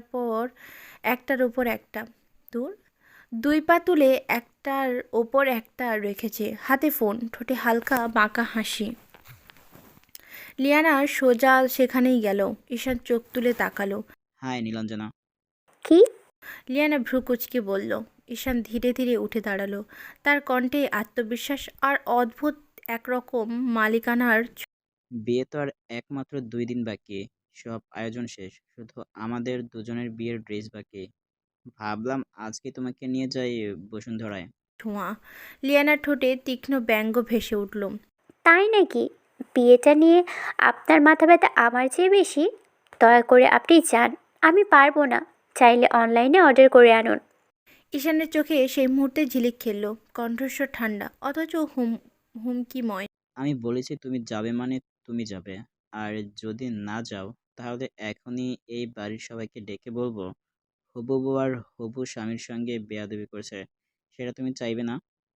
থাক, এতটা উপকারের দরকার নেই। গাড়িতে গিয়ে বসুন, আমি আসছি। গো নাও। কথাগুলো যেন ছুরির মতো বিঁধল লিয়ানার কানে। কান গরম হয়ে গেল, রক্তে আগুন বইছে। দাঁত চেপে চোখে বিদ্রূপের আগুন নিয়ে সে শুদ্ধ বলল। সে শব্দটা যেন শীতল বাতাসে বজ্রপাতের মতো কেঁপে উঠল। তারপর লিয়ানা রেডি হয়ে ঈশানের সাথে চলে যায় বসুন্ধরায়। পুরো শপিংয়ে লিয়ানা নিঃশব্দে দাঁড়িয়েছিল ঘাপটি মেরে। তার তো এসবে মনই নেই, এক কথায় জোর করেই এসেছে। তবে ঈশান আর লিয়ানাকে জোরাজুরি করল না, সব কিছু লিয়ানাকে পাশে নিয়ে কেনাকাটা করে চলছে। সব শেষে দুজনেই বেরিয়ে গাড়িতে উঠে বসে। ঈশান ধীরে ধীরে পিছিয়ে আসে। চোখে সেই অনুভূতি দেখেই বোঝা যায় ছেলেটা সত্যিই লিয়ানাকে নিজের মনের কাছ থেকে চায়। গাড়ি ধীরে ধীরে বাড়ির দিকে ছুটে চলে। লিয়ানা জানালার কাছে তাকিয়ে থাকে। বাড়ির গেটে ঢোকার সঙ্গে সঙ্গে লিয়ানা ভেতরে প্রবেশ করে, আর ঈশান বাইরে থেকে ধীরে ধীরে গাড়ি নিয়ে দূরে সরে যায়, শুধু দৃষ্টিতে বিদায় জানিয়ে। সন্ধ্যার পর খানবাড়ি যেন একেবারে অন্য চেহারা নিয়েছে। প্রবেশ মুখ থেকে গেট পর্যন্ত টানা রঙিন ফেয়ারি লাইট। গেটের ওপর বড় বড় ফুলের তোড়া, বাতাসে রজনীগন্ধার গন্ধ। ড্রয়িং রুমে থেকে ভেসে আসছে হাসি, আড্ডা, শোরগোল। প্রায় সব অতিথিরা চলে এসেছে। একদিন আগেই। কাজের লোকেরা দৌড়ে বেড়াচ্ছে, রান্নাঘরে হাঁড়ি চাপানো ধোঁয়া আর সুগন্ধ মিলেমিশে উৎসবের ঘন গন্ধ তৈরি করেছে। চারিদিকে এত আলো ঝলমলে, এত প্রাণোচ্ছল ভরা, যেন গোটা বাড়ি শ্বাস নিচ্ছে এক আনন্দের তালে। কিন্তু সেই ভিড়ের মাঝে লিয়ানা দাঁড়িয়ে আছে নিঃশব্দ, হঠাৎ একদম বেমানান যেন। অকারণে ঠোঁটের কোণেই বাঁকা এক তেতো আর ক্লান্তির হাসি। মনে হলো নিজের সাথেই বিদ্রূপ করছে। জীবন কেমন করে এমন মন। কালের পরের দিন বিয়ে, অথচ মনে কোনো রং তামাশা নেই, কোনো আগুন নেই। এখন থেকে মাত্র 2 বছর আগেও সে স্বপ্ন দেখত কেমন হবে তার বিয়ে। আলোর ঝলকানি, মিউজিক, নাচে গানে ভরপুর এক উন্মাদনা। নিজের বিয়েতে নিজেই নাচবে। বন্ধুদের সাথে কত পরিকল্পনা করত, কে কোন গানে নাচবে, কোন সাজ পোশাক কেমন লাগবে। অথচ এখন যখন সত্যিই তার নিজের বিয়ে ঘন্টা বাজতে চলেছে, তখন বুকের ভেতরে কোনো ঢেউ জাগছে না। মনে হচ্ছে জীবন যেন কোথাও গোপনে তাকে ঠকিয়েছে। ফেয়ারি লাইটে আলোর দিকে তাকিয়ে লিয়ানা ধীরে ধীরে নিঃশ্বাস ছাড়ল, চোখে নামিয়ে নিল। বাইরে উৎসবের রঙিন আলো, আর ভেতরে তার মন অন্ধকার। ঠিক তখনই সদর দরজাতে ঢুকলো মেডিন রিমা। কাছের বান্ধবী বলে কথা, তাদের ছাড়া বিয়ে হয় নাকি? দুজনেই লিয়ানার সেই ছোট্টবেলাকার বান্ধবী। বান্ধবীদের দেখে লিয়ানার মুখে হাসি ফুটলো একটু। তারা এসেই লিয়ানাকে জাপটে জড়িয়ে ধরলো। তারপর তিনজনে মিলে লিয়ানার রুমের দিকে হাঁটা দিল। মেরিন রিমার দিকে তাকিয়ে, কি রে, তুই না বলেছিলি তোর নিজের ইচ্ছায় তুই বিয়েতে রাজি হয়েছিস? তাহলে মুখটাকে এভাবে বাংলার পাঁচের মতো কেন করে রেখেছিস? নিজের মনের ওপর কেউ এভাবে পাথর চাপা দিতে পারে? তা তোকে না দেখলে সত্যি জানতাম না। আমার তো ভাবতেই অবাক লাগছে, এ কি সেই লিয়ানা আমাদের? এই মেয়ে এমন হলো কিভাবে? মুখের উপর কথা বলে দেওয়া মেয়ে কিনা শেষমেশ নিজের মুখ মন দুটোতেই তালা মেরে দিয়েছে। তবে এইসব কথা এখন আর বলে লাভ নেই। লিয়ানা রে, যাই হোক, ভালো জামাই তো পেতে যাচ্ছিস। মন্দ কি? কত মেয়ে তাকে নিয়ে স্বপ্ন দেখে। তোর জন্য বেচারা মেয়েগুলোর হৃদয় বুলক হবে বল? তোর নিজেই তো ক্রাশ ছিল, এখন তো দুলাভাই হতে যাচ্ছে। তাদের দুই বান্ধবীর নানা ব্যাপারে কথা চলেই যাচ্ছে, এটা ওটা নিয়ে। তারপর কেউ বিয়ের আয়োজন নিয়ে, কেউ কত শাড়ি গয়না সাজছে তা নিয়ে। অথচ লিয়ানা যেন অন্য জগতে। তাদের কোনো কথার প্রতি বিন্দুমাত্র মনোযোগ দিল না। বিছানায় উঠে বসে রইল, চোখ দুটো ফাঁকা, যেন কোনো এক অদৃশ্য ভাবনার ঘোরে বন্দি। হঠাৎ করে যেন ভেতরে কোনো ঝড় বয়ে গেল। এক টানেই উঠে দাঁড়ালো লিয়ানা, পা টেনে গিয়ে বসলো নিজের ড্রেসিং টেবিলের সামনে। কিছুক্ষণ পরেই চোখ আটকে গেল গলার সেই পেন্ডেন্ট এর দিকে। সেই লাল পাথরের হৃদয় আকৃত পেন্ডেন্ট, যেটা এই যে সেদিন রাতে জায়ান তাকে নিজ হাতে পরিয়ে দিয়েছিল। আলতো হালকা লাল আভা ছিলিক মারতেই যেন বুকের ভেতরটা কেঁপে উঠল তার।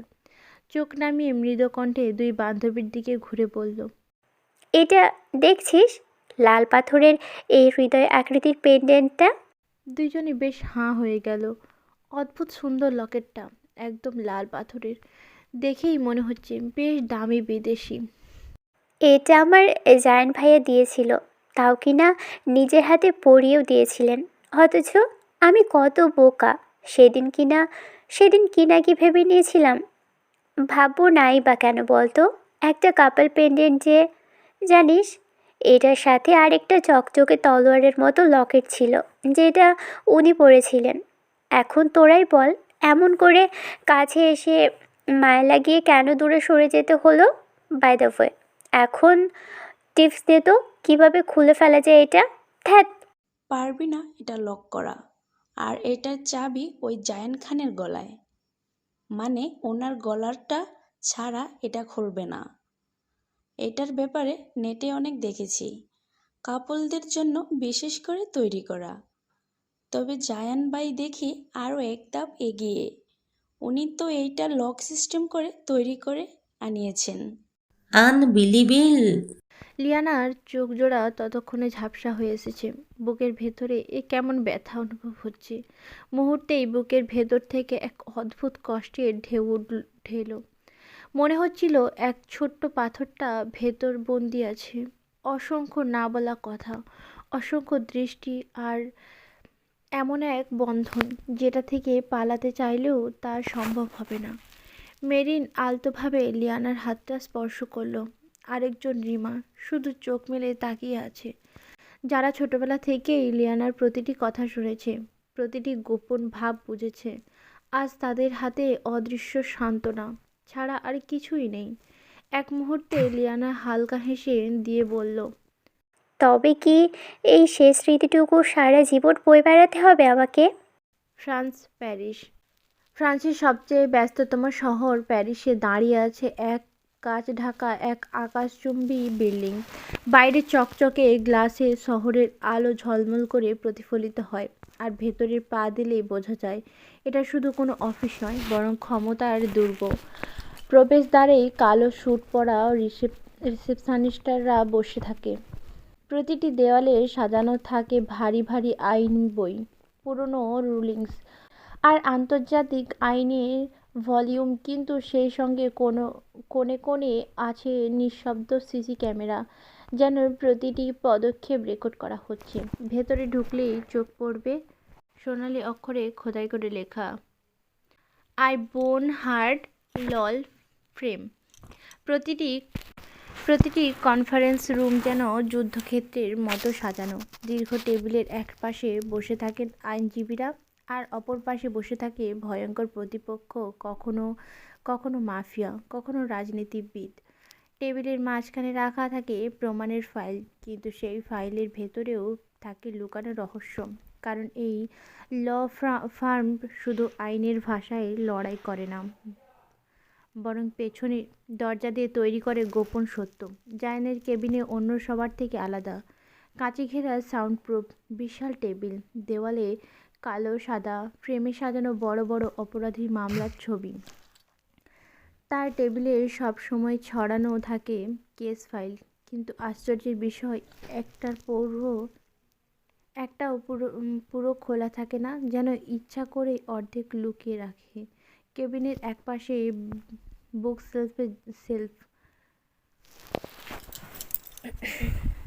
কেবিনের একপাশেই বুক সেলফ, যেখানে আইনের বইয়ের সাথে সাথে রাখা আছে সিগার ওয়ান আর ছোট্ট এক ড্রয়ার, যেটা কেউ কখনো খুলতে পারবে না জায়ান ছাড়া। জায়ান যখন সেখানে বসে থাকেন, তার চারপাশে এমন এক অদৃষ্ট চাপা উত্তাপ ছড়ায়, যেন পুরো রুমটাই নীরব হয়ে যায়।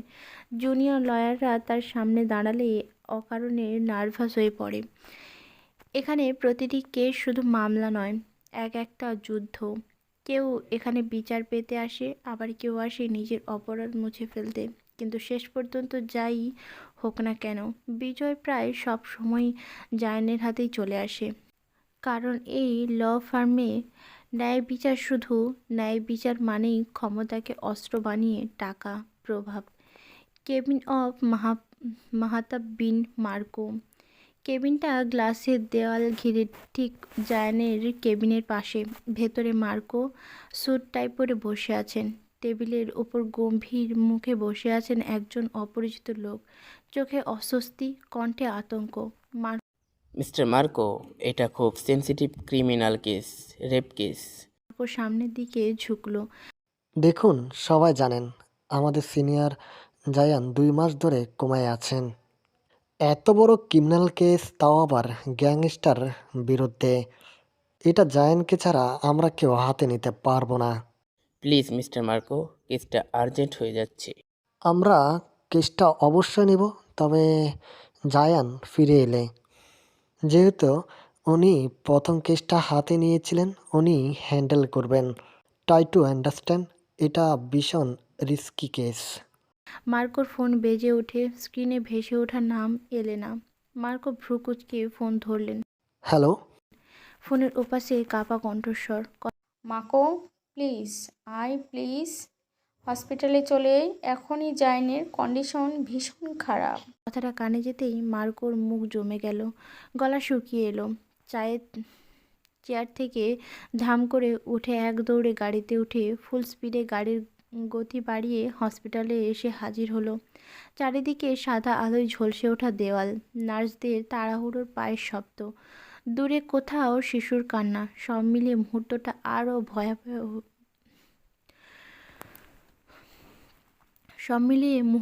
আরও ভয়াবহ হয়ে উঠল। সে প্রায় হাঁপাতে হাঁপাতে চিৎকার করলো। Doctor Lionel? ডক্টর লিওনের সাথে সাথেই ছুটে এলো। জায়ানকে স্ট্রেচারের ওপর শুয়ে দ্রুত মনিটরের সাথে সংযুক্ত করা হলো। অবস্থা ভীষণই গুরুতর। কয়েক সেকেন্ডের মধ্যেই স্ক্রিনের সোজা দাগ ভেসে উঠল। বিপ বিপ, একেবারে সোজা লাইন। হৃদস্পন্দন একেবারে থেমে গেছে জায়ানের। নার্স আতঙ্কিত গলায় চিৎকার করে উঠল, doctor! No pulse doctor, DC. Just she is are now. লিওনের চোখ মুহূর্তেই জন্য স্থির হয়ে গেল। তারপর সে গম্ভীর কণ্ঠে নার্সদের নির্দেশ দিল। একজন জুনিয়র ডাক্তার জায়ানের বুকে সজোরে চাপ দিতে শুরু করলো। আরেকজন ওষুধ প্রস্তুত করতে লাগলো। করিডোর জুড়ে আতঙ্ক আর তাড়াহুড়ো। মনিটরের পর্দায় এখনও সেই সোজা রেখা, যেন মৃত্যুর ঘোষণা দিচ্ছে। মার্কো অসহায় চোখে তাকিয়ে আছে সেদিকে। বাকিরাও প্রাণপণে গডের নিকট প্রে করে চলেছে। এমনটা তো হওয়ার কথা ছিল না। তাদের চোখের সামনে জায়ানের এমন মর্মান্তিক দৃশ্য সহ্য করার মতো না। সকলের ঘাম ভেজা মুখ, কাপা ঠোঁট ফুটে উঠল। মনে হচ্ছিল সময় থেমে গেছে। শব্দগুলো যেন আর কানে ঢুকছে না, শুধু সেই বিপ বিপ ধ্বনি যেন হৃদয় ভেদ করে ঢুকে চলেছে। ডাক্তার লিওনের আবারও চাপ দিতে লাগলো। এবার জায়ানের বুক আরও জুড়ে, সঙ্গে ইঞ্জেকশন প্রবেশ করানো হলো। পুরো রুম নিস্তব্ধ, শুধু সেই যান্ত্রিক শব্দ, বিপ বিপ বিপ। মনিটরে এখনও কোনো ঢেউ নেই। হাসপাতালের করিডোরটা নিস্তব্ধ হয়ে আছে। শুধু সাদা দেওয়ালে প্রতিফলিত ঠান্ডা আলো আর ধীরে ধীরে ছুটোছুটি করা নার্সদের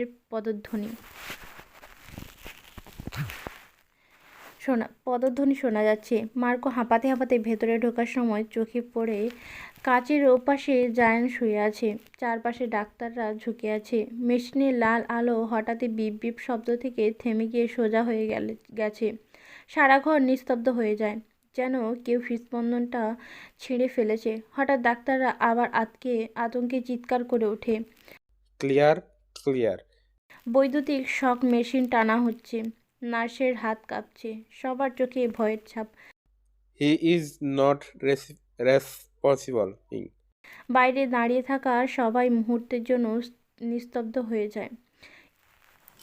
এলেনা নাদিয়ার মুখ শুকিয়ে যায়। বুকের ভেতরটা যেন ভেঙে গুঁড়ো হয়ে যাচ্ছে। ভেতরে ডাক্তাররা আরেকবার শক দিল ধর করে, কিন্তু মেশিন এখনও ব্লাড লাইন দেখাচ্ছে। চারপাশে হাহাকার ভেসে ওঠে। একজন ডাক্তার হাল ছেড়ে দিয়ে নিঃশ্বাস ফেলে বলে ওঠে, টাইম অফ দ্যাট ইংস। ঠিক তখনই সারা রুমটা কেঁপে ওঠে মেশিনের তীব্র বিপ আওয়াজে। ফ্লাইট লাইন থেকে হঠাৎই এক টুকরো ঢেউ উঠে গেল। একটা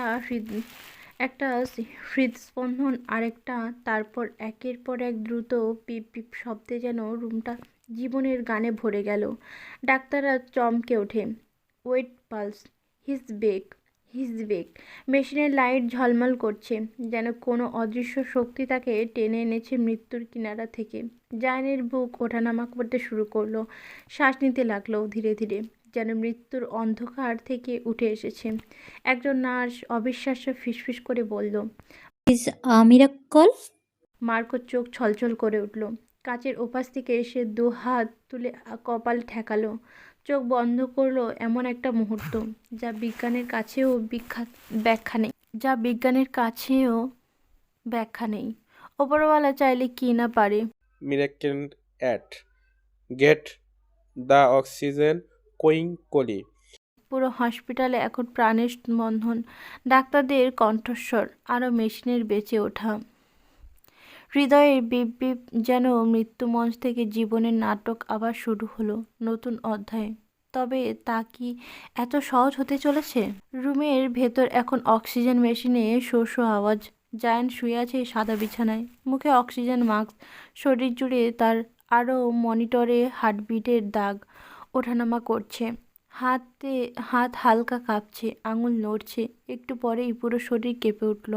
মাথা হালকা এদিক ওদিক দুলছে জায়ানের। মার্কো দৌড়ে এসে বিছানার পাশে দাঁড়ালো, সাথে এলেনা, এলেক্স, নাদিয়া পিছন পিছন এলো। জায়ান, জায়ান, কেন? You hear me? Please don't leave আসো। Come bet bro. জায়ানের চোখ হঠাৎ বড় করে খুলে গেল। সে একটানে অক্সিজেনের মাস্ক সরিয়ে ফেলে হাঁপাতে হাঁপাতে উঠে বসলো, দু হাত মাথায় দিয়ে কাতর গলায় বলল, ওহো, ও নো, আমার মাথা ফেটে যাচ্ছে। কানে এক অদ্ভুত ভোঁ ভোঁ আওয়াজ। কি হয়েছে আমার? সবাই শকড। নার্সের হাত থেকে ফাইল মাটিতে পড়ে গেল।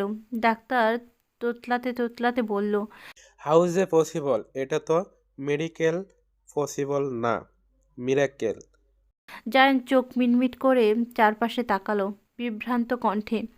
কাল রাতে কি হয়েছিল আমি শুধু মনে করতে পারছি না। একটা ভয়ঙ্কর ক্রাশ, তারপর কিছু মনে নেই। এই তো কালকের ঘটনায়, তাই না? কাল মিস্টার জায়ান, আপনি গতকাল না, পুরো 1 মাস ধরে কোমায় ছিলেন। আজই জ্ঞান ফিরেছে। জায়ানের মুখ, তার চোখ জ্বলজ্বল করছে, যেন অন্ধকার ভেদ করে আবার ফিরেছে নতুন এক শক্তি নিয়ে।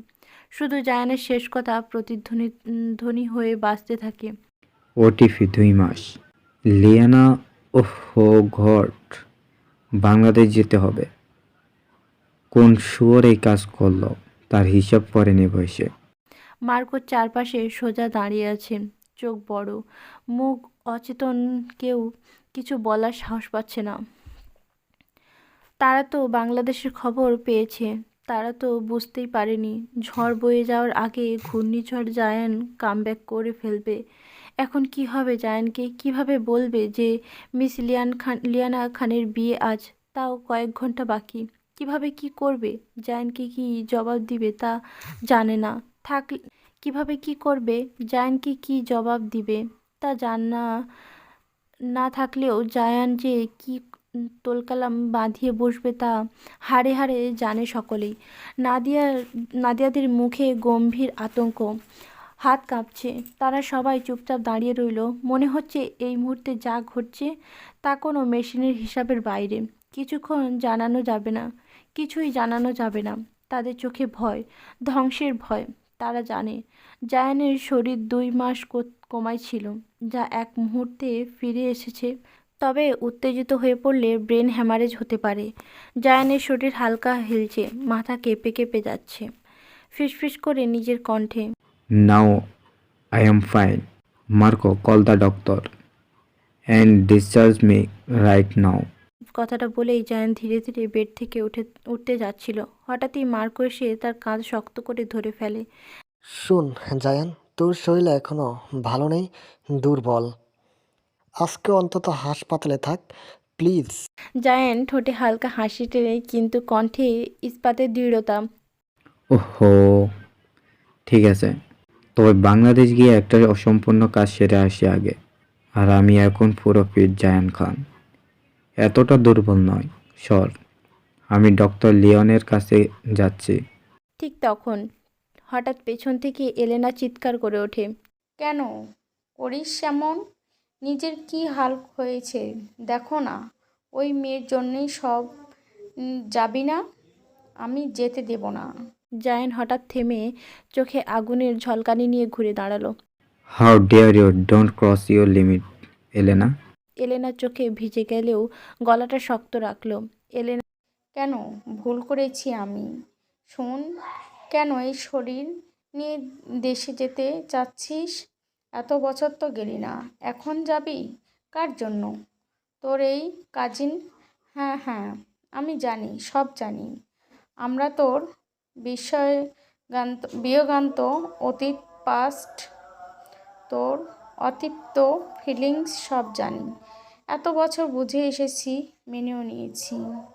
কিন্তু শুনি রাখ, তোর এই লিয়ানা কয়েক ঘন্টার মধ্যেই বিয়ের পিঁড়িতে বসতে চলেছি।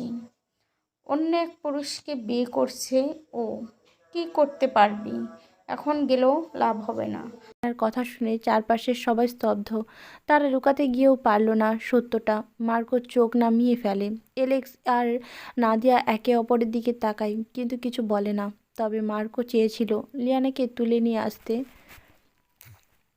তবে এলেনার জন্য তা পারেনি। এলেনা হঠাৎ দৌড়ে এসে জায়ানের হাত ধরে কেঁদে ফেলল। ভুলে যাও কি এই মেয়েকে ভুলে যা জায়েন। কথাগুলো যেন ছুরি হয়ে জায়ানের হৃদয় ভেদ করলো। ঠিক যেন কেউ বিষ গুলিয়ে তাকে বলছে, নে বিষটা খেয়ে নে, মরবি না। তার কানে প্রতিটা শব্দ বারবার বাজতে থাকলো। অন্য পুরুষ, অন্য পুরুষ। জায়ানের চোখ ততক্ষণে আগুনে ঝলসে উঠল। গলাটা ঠান্ডা কিন্তু ধারালো। এক ঝটকায় এলেনাকে ধাক্কা দিয়ে ফ্লোরে ফেলে দিল। হাউ লেমারিও, ফাজলামো করিস না আমার সাথে। তোর এসব নাটকে আমি বিরক্ত। আমাকে রাগাস না, সরে যা। তখন নাদিয়া এগিয়ে এসে গলাটা নরম করে বলে, এলেনা ঠিকই বলেছে, কিন্তু please control your self Zayan. তোর শরীর এখনও প্রপারভাবে ঠিক হয়নি। একটা ভুল ধাক্কা, উত্তেজনা সব শেষ করে দিতে পারে।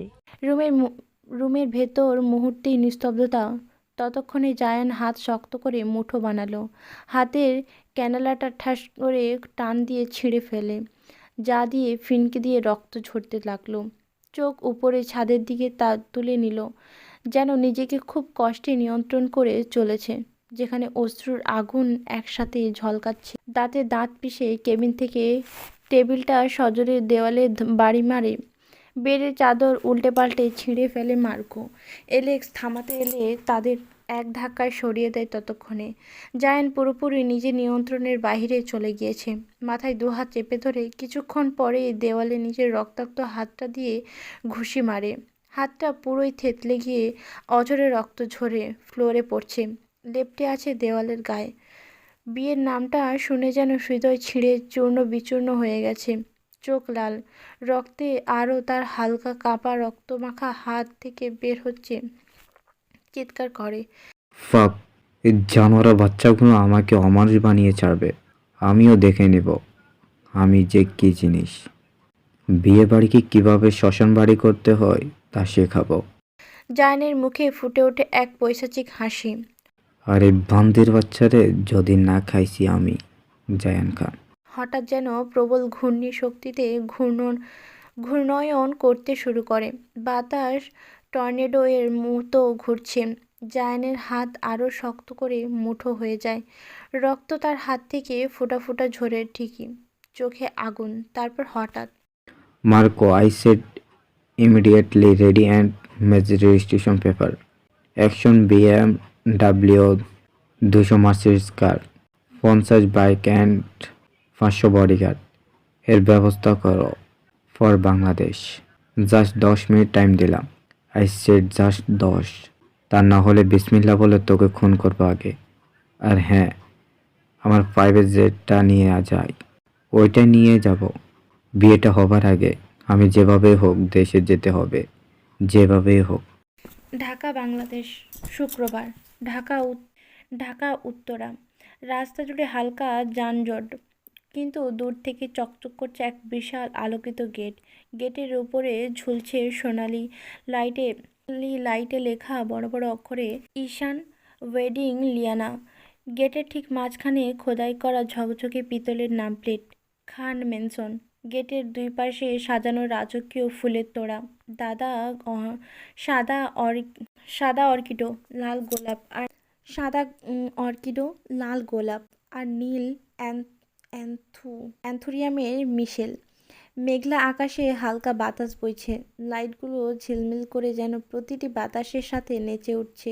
বড়সড় সোনালি রঙের গেট দিয়ে ঢুকতেই চোখে পড়বে এক বিশাল ডুপ্লেক্স বাড়ি। বাড়ির সামনে পুরো উঠোনটা ঢাকা পড়েছে কার্পেট আর ঝাড়বাতির আলোয়।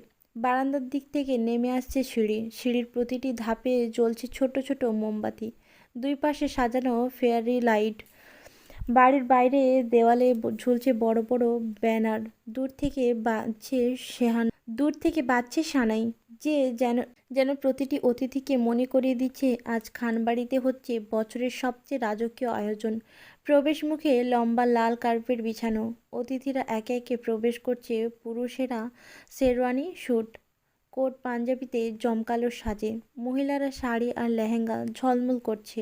সোনালি কাঁচে ঝাড়বাতি থেকে নেমে আসা আলোয় যেন প্রতিটা গয়না হাজার গুণ উজ্জ্বল হয়ে উঠেছে। সবচেয়ে নজরকাড়া হলো আসল ওয়েডিং স্টেজ। মঞ্চটা তৈরি করা হয়েছে রূপালি আর সোনালি ঝাড়বাতির নিচে। সাদা পর্দা আর লাল গোলাপে মোড়া। মঞ্চের মাঝখানে রাখা আছে রাজকীয় সোফা। ঠিক তখনই সিঁড়ি দিয়ে ধীরে ধীরে নামছে লিয়ানা। পরনে লাল বেনারসি। দুই পাশে শক্ত হয়ে দাঁড়িয়ে আছে মেরিন আর রিমা। পেছনে নিস্তব্ধ মুখে আরিশা, মাইশা আর রিহান। কারো ঠোঁটে ম্লান হাসি আভাসও নেই। নেই কোনো খুনসুটি বা আনন্দের ঝলক। লালচে আলোর মতো ছড়িয়ে পড়েছে নিস্তব্ধতা। লিয়ানা যেন আর পাঁচজনের মতো নয়। তার মুখ পুরো ঢাকা লাল দোপাট্টা। চোখও স্পষ্ট নয়। মনে হচ্ছে যেন ওর চারপাশ থেকে আলোটা নিভে গেছে। প্রতিটা পা ফেলে যেন কষ্টের নিস্তরঙ্গ জলের ঢেউয়ের মতো ধীরে ধীরে নামছে সিঁড়ি বেয়ে। ওর চারপাশের উৎসব থেকেও নেই, আছে অদ্ভুত ভারী একটা শূন্যতা। দূর থেকে ঈশান দাঁড়িয়ে লিয়ানার আশাকে দেখছে। তার চোখে লোকানো আবেগের ঝড়। এতদিন যত স্বপ্ন, যত অপেক্ষা, আজ সব যেন রূপ নিচ্ছে বাস্তবে। লিয়ানাকে সে দেখেছে আর মনে মনে বলছে, এতদিন যাকে শুধু কল্পনায় দেখছি, আজ সে আমার। আমি কতটা ভাগ্যবান। পৃথিবীর সবকিছু হারালেও যদি আজ তাকে পাই, আমি জিতে যাব। ঈশানের বুকের ভেতর ধুকধুক শব্দ বাড়ছে। ঠোঁট শুকিয়ে যাচ্ছে। পুরো হলঘর করতালি আর শোরগোল। ফটোগ্রাফারের ফ্ল্যাশ লাইট মুহূর্তগুলো জমে যাচ্ছে ছবিতে। স্টেজে এসে ঈশানের পাশে বসল লিয়ানা। তার হাত কেঁপে উঠছে, অথচ মুখে একটু হাসি আঁকতে চেষ্টা করছে। এবার কাজী সাহেব মাইকে ঘোষণা করলেন, বিসমিল্লাহির রহমানির রহিম। আজ ঈশান শেখ ও লিয়ানা খানের মধ্যে নিকাহ সম্পাদন করা হবে। হলঘরে নীরবতা নেমে এলো। অতিথিরা তাকিয়ে আছে স্টেজের দিকে। সোলায়েম খান পরিবারের প্রধান সামনের কাতারে বসে আছেন, চোখে গর্ব আর প্রশান্তি। কাজী লিয়ানার দিকে তাকিয়ে প্রশ্ন করলেন, লিয়ানা খান, আপনার মোহর ধার্য করে ঈশান শেখের সাথে বিবাহ দেওয়া হচ্ছে, আপনি কি কবুল করছেন? লিয়ানা বুক ধড়ফড় করছে, ঠোঁট কাঁপছে, হাত কাঁপছে। সে পারবে না বলতে। কি করে বলবে? কিন্তু শব্দ বের হবার আগেই হঠাৎ একটা বিকট গুলির আওয়াজ চারিদিকে ছড়িয়ে পড়ল। পেছন থেকে কর্কশ কণ্ঠে মাইকের ভেতর ভেসে এলো কোনো পুরুষের অজানা ধ্বনির মর্ত গর্জন। আলহামদুলিল্লাহ কবুল, আলহামদুলিল্লাহ কবুল। গুলির বিকট শব্দ হতেই বিয়েবাড়ির সকলে তাকালো দরজার দিকে। আলো ঝলমলে গেট দিয়ে প্রবেশ করছে লম্বা কঠিন দেহী এক পুরুষ। কালো শুটে, চোখে আগুনের মতো দৃষ্টি, পায়ে ধীর অথচ ভারী পদক্ষেপ। জায়ান খান। পুরো হলঘরে স্প্রে নিস্তব্ধতা। অতিথিরা একে অপরের দিকে তাকাচ্ছে। কেউ শ্বাস নিতে ভুলে গেছে। কাজীর মুখ থমকে গেছে মাঝপথে। লিয়ানা নিজের অজান্তেই সোফা আঁকড়ে ধরল। চোখ বড় হয়ে গেল বিস্ময়ে আর ভয়ে। জায়ান ধীরে ধীরে ভেতরে এগিয়ে আসছে, যেন প্রতিটি পদক্ষেপে মঞ্চ কেঁপে উঠছে। জায়ানের চোখ সরাসরি লিয়ানার উপর। কোনো কথা নেই, শুধু তীব্র দহন ভরা দৃষ্টি। এবং পুরো পরিবেশ বাজতে থাকে নীরবতা নামের এক ভয়ানক সুর। স্টেজের দিকে জায়ান খান ধীর পায়ে এগোতেই পুরো হলঘর যেন কেঁপে উঠল। প্রতিটি পদক্ষেপ তার চারপাশ বয়ে যাচ্ছে এক অদৃশ্য ঝড়। পর্দা সাজসজ্জার ফুল উড়ে যাচ্ছে বাতাসে। মাইকের শব্দ কেঁপে কেঁপে থেমে যাচ্ছে। বাতিগুলো একবার জ্বলছে, একবার নিভে যাচ্ছে। জায়ান হাত উঁচু করতেই পেছন থেকে উঠে এলো অদ্ভুত সব ছায়া। লম্বা দেহ, কালো রঙা চোখে আগুন জ্বালা দানব সদৃশ্য বডিগার্ডেরা। কালো টাইট জায়ানের হাত উঁচু করতেই পেছন থেকে উঠিল অদ্ভুত সব ছায়া। লম্বা দেহ, কালো রঙা, চোখে আগুন জ্বালা দানব সদৃশ্য। বডিগার্ডেরা কালো টাইট শার্ট আর কমব্যাট কালো টাইট শার্ট আর কমব্যাট প্যান্ট পরে তারা ছুটে এলো। একে একে বিয়েবাড়ির মানুষদের ঘিরে ফেললো। আতঙ্কে অতিথিরা চিৎকার করলেও মুহূর্তেও থেমে গেল তাদের গলা, কারণ প্রতিটা মানুষ যেন শক্ত করে আটকে গেছে এই ভয়ঙ্কর প্রহরীদের মুঠোয়। ঘরের ভেতর শুধু ভেসে আসছে চেয়ার ভাঙার শব্দ, ফুলের মালা ছিঁড়ে পড়ছে মাটিতে। কিন্তু জায়ান সে ধেয়ে আসছে কিন্তু জায়ান সে ধেয়ে আসছে কিন্তু জায়ান সে ধেয়ে যাচ্ছে ঝড়ের বেগে। এক লাফে মঞ্চে উঠে পড়ল। শেখ চমকে দাঁড়াতেই জায়ান বজ্রপাতের মতো এক ঘুষি মারল তার মুখে। মুহূর্তেই ঈশান মাটিতে লুটিয়ে পড়ল। জায়ান তার কলার চেপে ধরে, চোখ লালচে আগুনের মতো জ্বলছে। অবিরাম ঘুষির আঘাতে কেঁপে উঠছে পুরো মঞ্চ। প্রতিটা আঘাতের সাথে কাঁচ ভাঙার মতো শব্দ প্রতিধ্বনিত হচ্ছে। লাইটের ঝাড়বাতি একের পর এক পড়ে যাচ্ছে। লিয়ানা এমন দৃশ্য দেখে সে ভয়ে স্থির হয়ে গেছে। গলা চেপে ধরা চিৎকার বের হতে চাইছে, কিন্তু বেরোচ্ছে না। দুহাত মুখে চাপা দিয়ে থরথর করে কাঁপছে। চোখ ছানা বড়া হয়ে তাকিয়ে আছে জায়ানের ভয়ঙ্কর রূপের দিকে। অন্যদিকে পরিবার, কেউ সামনে আসতে পারছে না। কেউ চেষ্টা করলেও কালো বডিগার্ডদের ভয়ঙ্কর গ্রিপ থেকে বের হতে পারছে না। হলঘরের প্রতিটা কোণায় ভাসছে ভয়ের ভারী বাতাস। শোরগোল নেই, আছে শুধু ধ্বংসের শব্দ, চেয়ার ভাঙার শব্দ, টেবিল উল্টে যাওয়া, কার্পেটের ওপর রক্তের ফোঁটা পড়া। আর কেন্দ্রে দাঁড়িয়ে আছে দানব সদৃশ্য জায়ান খান। তার বুক ওঠানামা করছে তীব্র শ্বাসে, হাতে রক্তে ভিজে যাচ্ছে, চোখে জ্বলছে রুদ্র আগুন। যেন মানব নয়, এক অপ্রতিরোধ ঝড়, এক ধ্বংসের প্রতীক। মঞ্চের পাশে লিয়ানা নিজেকে আঁকড়ে ধরেছে, চোখ বন্ধ করে কেঁপে উঠছে। চারপাশে নিস্তব্ধতা ভেদ করে শুধু শোনা যাচ্ছে এক দানবের প্রলয়ঙ্কারী নিঃশ্বাস। অনবরত ঘুষির আঘাতে ঈশানের নাক মুখ রক্ত ভিজে যাচ্ছে। মেঝেতে ছিটকে পড়ছে রক্তের ফোঁটা। কার্পেট লাল হয়ে উঠেছে। ঈশান জায়ানের হাত ধরে থামাতে চাইছে, কিন্তু জায়ানের পেশল মুঠি যেন ইস্পাতের মতন থামছে না। ঠিক তখনই ভিড়ের ফাঁক ফেটে উঠে এলো রিনা শাইখের গলা। জায়ান! কান্না ভেজা চিৎকারে কেঁপে উঠল হলঘর। এই কথা ছেড়ে দাও আমার ছেলেকে! Are you crazy? সন্ত্রাস, গুন্ডামি করতে এসেছো? ছাড়ো! আমার ছেলের কিছু হলে আমি তোমাকে ফাঁসিতে ঝুলিয়ে দেব। যেন ছুরির মতো বিঁধল জায়ানের কানে। সে ধীরে ধীরে মাথা ঘুরিয়ে তাকালো রিনার দিকে। চোখে আগুনের শিখা, ঠোঁটে ভয়ঙ্কর হাসি, একটা অমানুষ বিষাক্ত হাসি, যা শুনে ঘরের সবাই শিউরে উঠল। সিরিয়াসলি? গলা ফাটানো দানবীয় হাসি ফেটে বের হলো তার মুখ থেকে। তাহলে তো আরও আগে মেরে ফেলা উচিত। দেখবো আপনি কার কাছে গিয়ে আমার নামে কেস লড়েন। দুনিয়ার কোন আদালতে আমাকে ফাঁসিতে ঝুলান। ভেরি ইন্টারেস্টিং হবে। কথা শেষ হতে সে পিশাচের মতো হাসতে হাসতে আবার ঈশানের দিকে ফিরল। চোখ লালচে রক্তে ভরা, যেন আগুনে লেলিহান শিখা জ্বলছে। অবিরাম ঘুষির বজ্রঘাতে আবার কেঁপে উঠল মঞ্চ। জায়ান চিৎকার করে, মাদার ফকর, তোর এত সাহস! তোকে তো সেদিন মেরে মাটি চাপা দিয়ে দেওয়া উচিত ছিল। মানবতার দিলে তোর মতো ঘৃণিত মুখটা বাঁচিয়ে রেখেছিলাম। আফটার অল এককালের বন্ধু। এক ঝটকায় থুতু ছুঁড়ে দিল ঈশানের মুখে। ইয়াকথু! মুহূর্তেই আবার তার কলার শক্ত করে চেপে ধরল। চোখে আগুন, গলায় গর্জন। কুত্তার বাচ্চা! আমি আমার পুরো ক্যারিয়ার তোকে দান করে দিয়েছিলাম, আর তুই শেষে কিনা আমার কলিজায় হাত দিয়েছিলি। আজকে আমি তোর এই কলিজা ছিঁড়ে দেখব ঠিক কত বড়। ঘরের বাতাস জমে গেল।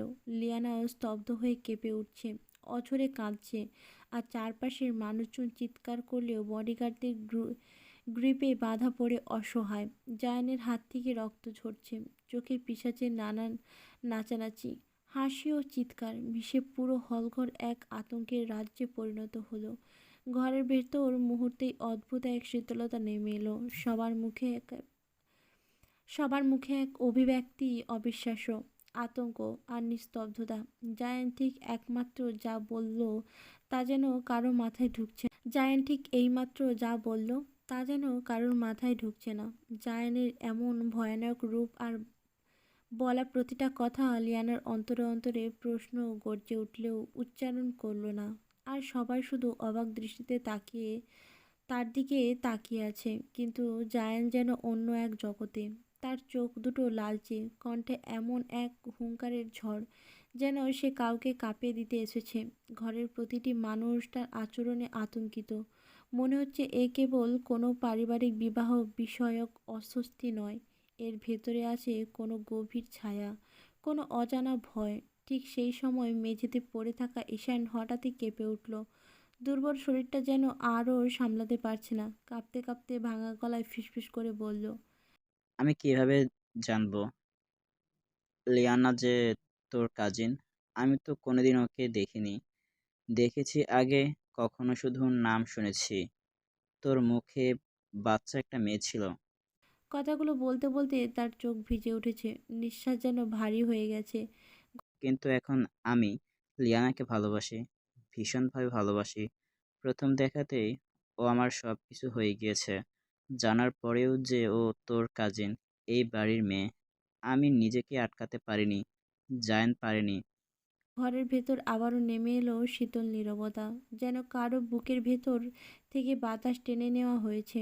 ঈশানের স্বর এখন আর্তনাদের মতো। যা ইচ্ছে কর, কিন্তু শুধু বিয়েটা হতে দে, প্লিজ। আমি সত্যি ওকে হারাতে চাই না। মরে মেরে ফেলতে চাস আমায়, মারিস, বিয়েটা হয়ে যাক। এমনিতেও তোর ঝামেলা আমার সাথে।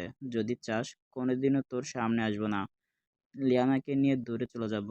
এমনিতেও তোকে সহ্য হয় না, আই নো।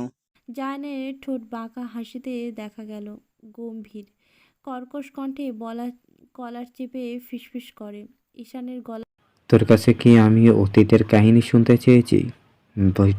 তুই শুধু আরেকবার বল, কি ভালোবাসা? কার সামনে দাঁড়িয়ে কি বলছিস? মাথা আছে তো? গলাটা শুকিয়ে গেছে, কিন্তু সে প্রতিবাদ করার আগেই জায়ান চাপার আগে গর্জে ওঠে। ফাইন ফাইন, চল, ভালোবাসতে বাসতে আর শহীদ হ। ইতিহাস সাক্ষী হয়ে যাক, একজন ভালোবেসে মরেছে আর একজন ভালোবেসে মেরেছে। জায়ানের ঠান্ডা আঙুল যখন বন্দুকের ট্রিগার চেপে ধরে ঈশানের বুক বরাবর, তখনই দূরে দাঁড়িয়ে থাকা লিয়ানার চোখ ছলছল করে উঠল। এতক্ষণ কেবল কেঁদে মুখ চেপে ধরে ভয়ে কাঁপছিল সে। কি ঘটছে কিছুই বুঝতে পারছিল না। কিন্তু হঠাৎ যেন তার ভেতরের সব বাঁধা ভেঙে গেল। বুকের ভেতরটা বিদীর্ণ হয়ে উঠল। এক মুহূর্তে দেরি না করে সে ছুটে এলো। লাল শাড়ির আঁচল উড়ে গেল বাতাসে, পায়ের নুপুর কেঁপে উঠল। আর ভিড় ঠেলে সে সরাসরি জায়ানের পেছন থেকে তাকে জড়িয়ে ধরে আটকাতে চায়। তার কান্না ভেজা কণ্ঠে হাহাকার ভরে ওঠে। আল্লাহর দোহাই লাগে, এমন পাপে পা বাড়াবেন না। দয়া করে ছেড়ে দিন ওনাকে। চোখের জলে ভেসে যাচ্ছে লিয়ানার মুখ। ভয়ে, আরতি আর ঘৃণায় সে কেঁপে উঠছে। তবুও শক্ত করে জায়ানকে আঁকড়ে ধরে আছে, যেন তার স্পর্শ এই অগ্নিঝরা মুহূর্তটাকে থামিয়ে দিতে পারে। সবাই স্তব্ধ হয়ে তাকিয়ে আছে, কেউ নড়তেও পারছে না। শুধু সেই মেয়েটির কান্নার আওয়াজ আর জায়ানের নিঃশ্বাসের ভারী শব্দ মিলেমিশে একটা অসহনীয় উত্তেজনা তৈরি করেছে ঘরে। সেই অট্টালিকার ভেতর নিস্তব্ধতা যেন ছুরি দিয়ে কেটে নেওয়া যায়। শুধু নিঃশ্বাসের শব্দ, আতঙ্কে চেপে রাখা কান্না আর জায়ানের ভয়াল গর্জন। জায়ান হঠাৎ ঝড়ের বেগে ঈশানকে ছেড়ে দিয়ে ফিরে দাঁড়ালো লিয়ানার দিকে। এক ঝটকায় তার হাত উঠে চড়ের বজ্রঘাত। এক ঝটকায় তার হাত উঠে চড়ের বজ্রঘাত লিয়ানার গালে সপাটে পড়ল। শব্দটা যেন পুরো হলঘরটা প্রতিধ্বনিত হলো। এত জোরে আঘাতে যে লিয়ানা দুলে গিয়ে পেছনে হুমড়ি খেয়ে পড়ে গেল। কাঁপতে কাঁপতে গাল চেপে ধরে নিঃশব্দে অঝরে কাঁদতে লাগলো। কিন্তু জায়ান থামল না। সে ক্ষিপ্ত সিংহের মতো এগিয়ে এলো। হাঁটু গেড়ে বসে 2 হাত দিয়ে লিয়ানার কাঁধ শক্ত করে চেপে ধরে ঝাঁকাতে লাগলো। তার চোখ দুটো লাল, অগ্নিশিখার মতো জ্বলছে। ফাফ, আমি করছি নাকি তুই? এই বান্দি, এই বিয়ের পিঁড়িতে বসতে চাচ্ছিস? এত শখ তোর বিয়ে করার? চুপ থাকিস না, বল কেন করেছিলি এমন? বিয়ে করতে চাস তাই না? চল, তোর শখ মিটিয়ে দেব আজ। সে লিয়ানার হাত মুচড়ে টেনে তুলল মেঝে থেকে। ভয়ে ঘর জমে গেছে। কেউ এগিয়ে আসতে পারছে না। জায়ান তর্জনী গর্জন করে কণ্ঠে বজ্রধ্বনি ঝরালো। কাজী সাহেব, বিয়ে পড়ান। আহা, ভয় পাবেন না, আপনাকে মারব না। আপনার ছাড়া আমার বিয়ে কিভাবে হবে? কাজী সাহেবের হাত কাঁপছে, চোখ বড় বড় হয়ে গেছে। লোকটা বিয়ে পড়াতে এসেই বিপদে পড়ে গেল। আর লিয়ানা হাত ছাড়াতে ছাড়তে ঘৃণা চাহনি। করব না আমি আপনাকে বিয়ে। করবি না? না। কথাটা কানে যেতেই জায়ান চিৎকার করে গর্জে ওঠে।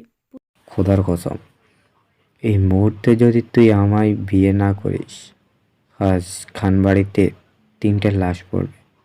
একটা তোর হবু স্বামীর, আর একটা তোর আর আমার। পুরো ঘর নিস্তব্ধ হয়ে গেল। লিয়ানা স্থির হয়ে গেল। তার চোখ ভিজে গেছে, ঠোঁট কাঁপছে। তবুও সে সাহস সঞ্চয় করে জায়ানের চোখে চোখ রাখলো। কণ্ঠে কেঁপে উঠল। তবু সে বলে, চলে যান প্লিজ। কেন করছেন এমন? আর কত তামাশা বানাবেন? এটা আমার জীবন, কোনো পুতুল খেলা না যে যে যা মন চাইলো তাই করবেন। তার সেই করুণ দৃষ্টিতে মুহূর্তের জন্য থেমে গেল জায়ান। তার রক্তিম চোখ এক অদ্ভুত অস্থিরতা, হাহাকার আর জেদ মিশে উঠল। গভীর শ্বাস টেনে জায়ান ফিসফিস করে, চলে যাব। তারপর কি করবি? ওই ঈশানকে বিয়ে করবি? সে হঠাৎ হাতের পিস্তলটা উঁচিয়ে পেছনের দিকে তাক করলো, ঈশানের দিকে। তার ঠোঁটে হালকা বাঁকা হাসি। ভালোবাসিস ওকে? একবার বল ভালোবাসিস। এত টান ওই বাস্টারটার জন্য? লিয়ানা তার সামনে দাঁড়িয়ে থাকা পুরুষটার দিকে তাকিয়ে থাকে। তার বুক ওঠানামা করছে, চোখ অঝরে জল। কিন্তু ঠোঁট খুলেও কোনো শব্দ বের হলো না। সে শুধু মাথা নাড়ল, ডানে বাঁয়ে, না বোঝানোর মতো। এক পলকের জন্য শূন্য হলঘরে এক অদ্ভুত নিস্তব্ধতা নেমে এলো। জায়ান হো হো করে হেসে উঠল। হাসির শব্দে চারপাশ কেঁপে উঠল। তার চোখের হিংস্রতা আগুনে এবার এক ফোঁটা প্রশান্তি ঝিলিক ফুটে উঠল। বন্দুক নিচে নামিয়ে বলে, বেঁচে গেল। তার কণ্ঠে প্রতিধ্বনির মতো ছড়িয়ে গেল চারপাশে। তারপর হঠাৎ বাড়ির মধ্যে ঘটল এক অপ্রত্যাশিত দৃশ্য। এমন দৃশ্য চোখে পড়তেই সকলে নিজেদের দৃষ্টি সরিয়ে নিল। কেননা জায়ান এক ঝটকায় লিয়ানার মুখ চেপে ধরে তারপর প্রবল শক্তিতে টেনে নিয়ে এসে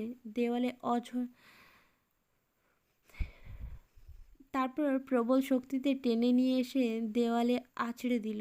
লিয়ানার পিঠ ঠাস করে ঠেকে গেল ঠান্ডা দেয়ালে। আর চোখের সামনে হঠাৎ ঝাপসা হয়ে উঠল সব কিছু। কোনো পূর্বাভাস ছিল না, কোনো শব্দ ছিল না, শুধু এক বজ্রঘাতের মতো অপ্রত্যাশিত চুম্বন। লিয়ানার উষ্ণ অধর জায়ানের কলার আঁকড়ে আটকে গেল, যেন শতাব্দীর ক্ষুধা জমে আছে তাতে। লিয়ানার বুকের ভেতর জমাট বরফের মতো স্তব্ধতা। নিঃশ্বাস আটকে গেল। 2 হাত দিয়ে পাগলের মতো জোর করে ঠেলতে লাগলো। কিন্তু জায়ান যেন পাথর খণ্ড, 1 ইঞ্চি নড়ল না। তার কাঁধের ভার, তার গায়ের তাপ আর ঠোঁটের সেই উদ্যম দখল লিয়ানাকে পুরোপুরি বন্দি করে ফেলল। 1 মুহূর্ত, 2 মুহূর্ত, যেন সময় থেমে গেল। তারপর হঠাৎ লিয়ানাকে বুকের সবটুকু শক্তি একত্র করে ধাক্কা দিল। ধড়ফড় করে নিজেকে সরিয়ে নিল তার থেকে। হাঁপাতে হাঁপাতে বুক ধরে দাঁড়ালো। চোখ কাঁপছে, ঠোঁট কাঁপছে, গলা লাল হয়ে উঠেছে। লজ্জার আতঙ্কে এভাবে এতগুলো মানুষদের চোখের সামনে এমন দৃশ্য সত্যি লজ্জার। সকলের চোখে মুখে অস্বস্তি থাকলেও কেউ সেই দৃশ্যের সাক্ষী হতে চাইল না। আর জায়ান সে এক ফোঁটা অনুতাপ ছাড়াই তাকিয়ে রইল লিয়ানার দিকে, ঠান্ডা স্থির, অথচ চোখে এমন এক আগুন যেন ঘোষণা করে দিল এটা কেবল শুরু। তবে রিহান এইবার আর চুপ না থেকে ঢোক গিলে বলে, আরে ভাইয়া, বিয়ের দিন বইয়ের কপালে চুমু খেতে হয় না? মানে তুমি তো তো কি, মাই ওয়াইফ মাই রুলস। তারপর লিয়ানার হাত শক্ত করে টেনে নিয়ে যায় জায়ান। চারিদিক নিস্তব্ধ, কারোর সাহস নেই এগোনোর। ঠিক তখনই সোলেমান খান প্রবল রাগে ভিড়ে বডিগার্ডদের ধাক্কা মেরে সামনে চলে এলেন। তার চোখ রক্তিম, কণ্ঠস্বর গর্জনের মতো। জায়ানের পথে দাঁড়িয়ে গেলেন তিনি। কিন্তু তিনি কিছু বলার আগেই ক্লিক! জায়ান বন্দুক উঁচিয়ে সোজা সোলেমান খানের কপালের মাঝ বরাবর ঠেকিয়ে দিল। ঘরের বাতাস জমে গেল। নিস্তব্ধতা এমন যে কারো নিঃশ্বাসের শব্দও শোনা যাচ্ছে। সোলেমান খান এক মুহূর্ত তাকালেন তার স্ত্রীর দিকে, চোখে যন্ত্রণা, তবু কণ্ঠে বজ্রগর্জন। দেখলে নাফিসা, কেমন জানোয়ার জন্ম দিয়েছ। দেখো, নিজের বাপের কপালে আজ পিস্তল ধরেছে তোমার ছেলে। এই এক বাক্য পুরো খান পরিবার জমে গেল। মুহূর্তের মতোই কারো পক্ষে বিশ্বাস করা সম্ভব হচ্ছিল না এসব তাদেরই বাড়ির ভেতর ঘটছে। জায়ানের চোখ লাল আভা ফুটে উঠেছে। সে গর্জে উঠল, আমার রাস্তা আটকাবেন না মিস্টার সোলোমান, এর পরিণতি মোটেও ভালো হবে না। সোলেমান খান থামল না, উল্টো তীব্র কণ্ঠে বললেন, মস্তানি শিখেছিস কবে থেকে? এখন বন্দুক সঙ্গে করিস? তোকে নিজের ছেলে বলতেই ঘৃণা হচ্ছে। ছি, এই বাড়ির মানিজ্য সব ধুলোয় মিশিয়ে দিলি। এখন নিজের জেদের বসে একটা মেয়ের জীবন নিয়ে ছিনিমিনি শুরু করলে আমি তা হতে দেব না। জায়ান এইবার বন্দুকটা নামিয়ে নিজের সামনে ধরে সেটার দিকে তাকিয়ে বলে, that is totally legal for me. আর আজ থেকে আপনার বাতিজিও আমার লিগ্যাল সম্পদ হবে। তারপর হাতের ইশারায় করতেই সাথে সাথে দুজন বডিগার্ড সোলেমানকে ঘিরে ফেলে। আর আর এক ঝটকায় আবার লিয়ানার হাত চেপে ধরে সামনে টেনে নিল সে। পেছন থেকে পুরো লাইন জুড়ে দাঁড়িয়ে বডিগার্ডরা। কারো পক্ষে পথ আটকানো অসম্ভব। চারপাশে আতঙ্ক, কান্না, শ্বাসরুদ্ধ নীরবতা। লিয়ানা হাঁপাতে হাঁপাতে কাঁপছে, বোঝার ক্ষমতা হারিয়ে ফেলেছে কেন সবসময় তার সাথেই এমন হচ্ছে। জায়ান সোজা মঞ্চের দিকে এগিয়ে গেল। জায়ানের কণ্ঠ বজ্রপাতের মতো ছড়িয়ে পড়ল ঘরে। কাজী সাহেব, বিয়ে পড়ান, এক্ষুনি শুরু করুন। কাজীর হাত কাঁপছে, ঠোঁট শুকিয়ে গেছে, তবুও সেই শীতল নীরবতা ভেদ করে ধীরে ধীরে বিয়ের আয়াত পড়তে শুরু করলেন। লিয়ানার চোখ থেকে অশ্রু গড়িয়ে পড়ছে, ঠোঁট কাঁপছে। সে জানে না এই ভয়ঙ্কর খেলার শেষ কোথায়। সে জানে না এটাই কি তার জীবনের বাঁধন নাকি শিকল। টেবিলের উপর সাদা রঙের রেজিস্টার খোলা, পাতার মাঝখানে কালো কালি দিয়ে ছাপা অক্ষরে লেখা ম্যারেজ রেজিস্টার।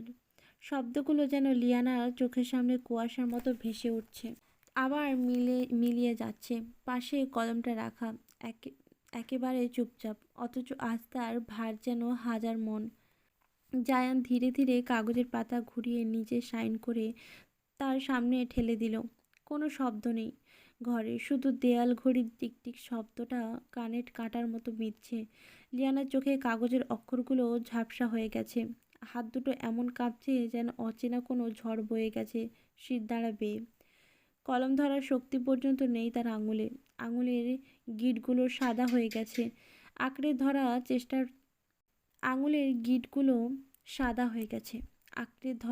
চেষ্টার চাপে শ্বাসটা হঠাৎ ভারী লাগছে। বুকের ভেতর যেন বালির স্তূপ জমে গেছে। শ্বাস নিতে কষ্ট, চোখ দুটো জ্বালা করছে। ঘুম না হয়, রাতের চিহ্ন, সারাদিনের দৌড়ঝাঁপ, একটার পর একটা ঘটনার অভিঘাতে দম ফেলার অবকাশ পায়নি সে। তাছাড়া গত কদিন ভালো করে খাওয়া দাওয়া হয়নি, শরীর এমনিতেই দুর্বল। মাথাটা কেমন দুলছে, সামনে রাখা সাদা পাতাটা সরে সরে যাচ্ছে চোখের সামনে। অক্ষরগুলো সাপের মতো বেঁকে যাচ্ছে, শব্দগুলো অদৃশ্য হয়ে যাচ্ছে দৃষ্টি থেকে। শূন্য শূন্য লাগছে সব। হাত তুলল সে, কিন্তু আঙুলের ডগা যেন শূন্যে ভাসছে। কলমটা ধরার চেষ্টা করতেই মনে হলো মাটিটা তার পায়ের তলা থেকে সরে গেছে। এক অদ্ভুত অন্ধকারের স্রোতে ধীরে ধীরে এসে গলা পর্যন্ত ঢেকে ফেলেছে। চোখ দুটো গড়িয়ে আসছে বন্ধ হয়ে। তার কি খুশি হওয়া উচিত কিনা তাও বুঝে না। শরীরের ভেতর শেষ আলোটা নিভে যাওয়ার আগেই এক অদ্ভুত অন্ধকারের স্রোত ধীরে ধীরে এসে গলা পর্যন্ত ঢেকে ফেলেছে। চোখ দুটো গড়িয়ে আসছে বন্ধ হয়ে। তার কি খুশি হওয়া উচিত কিনা তাও বুঝে না। শরীরের ভেতর শেষ আলোটা নিভে যাওয়ার আগে তার ঠোঁটের কোণে এক টুকরো ফিসফিসে নিঃশ্বাস আটকে গেল। সব কিছু ঘুরছে, আমি পারছি না। জায়ান গম্ভীর অথচ মাদকতা মেশানো গলায় বলে ওঠে। ওহো, সময় চলে যাচ্ছে বেবি, ফাস্ট কর। আর কয়েক ঘন্টা পরেই আজকের দিনটা শেষ হয়ে যাবে। তুই কি বাসর করতে চাইছিস না? টাইম চলে যাচ্ছে তো। শব্দগুলো যেন বাতাসে কেটে ছুটে এলো লিয়ানার কানে। তার গাল লালচে হয়ে উঠল। বুকের ভেতর ধূপধাপ শব্দ বাড়তে লাগলো। অথচ সে কিছু না শুনতে পাওয়ার ভান করে নামের 5টা অক্ষর শেষ করতে চেষ্টা করলো। হাত কাঁপছে, কলমের কালির দাগ মুছছে ঘামে। ভেজা আঙুল। শেষ অক্ষরটা লিখতে গিয়ে চোখ ঝাপসা হতে লাগলো। মাথা যেন হঠাৎই ভারী হয়ে এলো। আরেক মুহূর্ত পরেই পুরো শরীর হেলে পড়তে লাগলো পাশের দিকে। কিন্তু মেঝেতে পড়ার আগেই এক ঝটকায় শক্ত দুটো বাহু তাকে ধরে ফেলল জায়ান। তাকে এক নিমেষে বুকের সাথে জড়িয়ে নিল।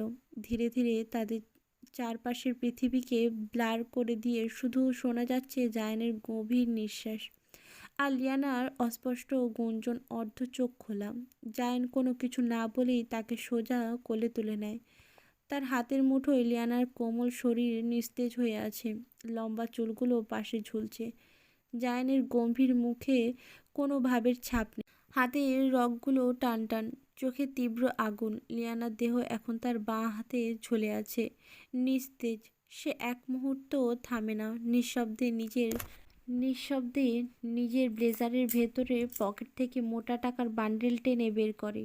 ঠান্ডা দৃষ্টিতে সেই টাকা লিয়ানার মুখের চারপাশে ঘুরিয়ে কাজীর হাতে ধরিয়ে দিয়ে কোনো দিকে না তাকিয়ে সোজা গেটের দিকে হাঁটাতে জায়ান। পদক্ষেপ এত ভার যেন মাটি কেঁপে ওঠে। পেছনে সারি সারি দেহরক্ষী নিঃশব্দে অনুসরণ করে নিঃশব্দে অনুসরণ করছে। কারো সাহস নেই চোখ তুলে তাকানোর। পুরো বাড়ি নিস্তব্ধ। শুধু জুতোর ধ্বনি হচ্ছে ঠান্ডা মার্বেল ফ্লোরে। ঠিক তখনই হঠাৎ কর্কশ এক আর্তনাদ চিরে ফেলে সে নীরবতা। যাস না বাবা, যাস না। নাফিসা খানের গলা, বুক ফাটানো কান্নায় কাঁপছে প্রতিটা অক্ষর। চোখ উন্মত হয়ে আছে। দৌড়ে আসে তিনি। জায়ানের সামনে এসে ছুটে দাঁড়ায়, দুহাত বাড়িয়ে। চোখ দিয়ে গড়িয়ে পড়ছে অশ্রু, কণ্ঠ কাঁপছে। যা হওয়ার হয়েছে, আমি সবাইকে বুঝিয়ে বলবো। কেউ কিচ্ছু বলবে না আজকের পর থেকে, সবাই মেনে নেবে। শুধু তুই আমার বুক ফাঁকা করে যাস না বাবা। সেই হাহাকার মুহূর্তের জন্য থামিয়ে দেয় জায়ানের গতি। তার চোখে ঘৃণ্য এক কম্পন, ঠোঁটের কোণে অদৃশ্য কষ্ট। গম্ভীর দীর্ঘশ্বাস ফেলে জায়ান এক লাইনের একটা কথাটা শেষ করেই পাশ কাটিয়ে গিয়ে গাড়ির দরজা খোলে। মুহূর্তের মধ্যে কালো গাড়িটা গর্জন তুলে গেট পার হয়ে অদৃশ্য হয়ে যায় অন্ধকার রাতের ভেতর। এই বাড়িতে থাকা আমার জন্য শোভা পায় না। হ্যালো বন্ধুরা, পরবর্তী পার্ট খুব তাড়াতাড়ি আসবে, তো সবাই অপেক্ষায় থাকো। আর চ্যানেলটি যারা এখনো সাবস্ক্রাইব করোনি তারা পরবর্তী পার্ট দেখার জন্য চ্যানেলটি সাবস্ক্রাইব করে রেখো। ধন্যবাদ সবাইকে, আমাদের সাথেই থেকো।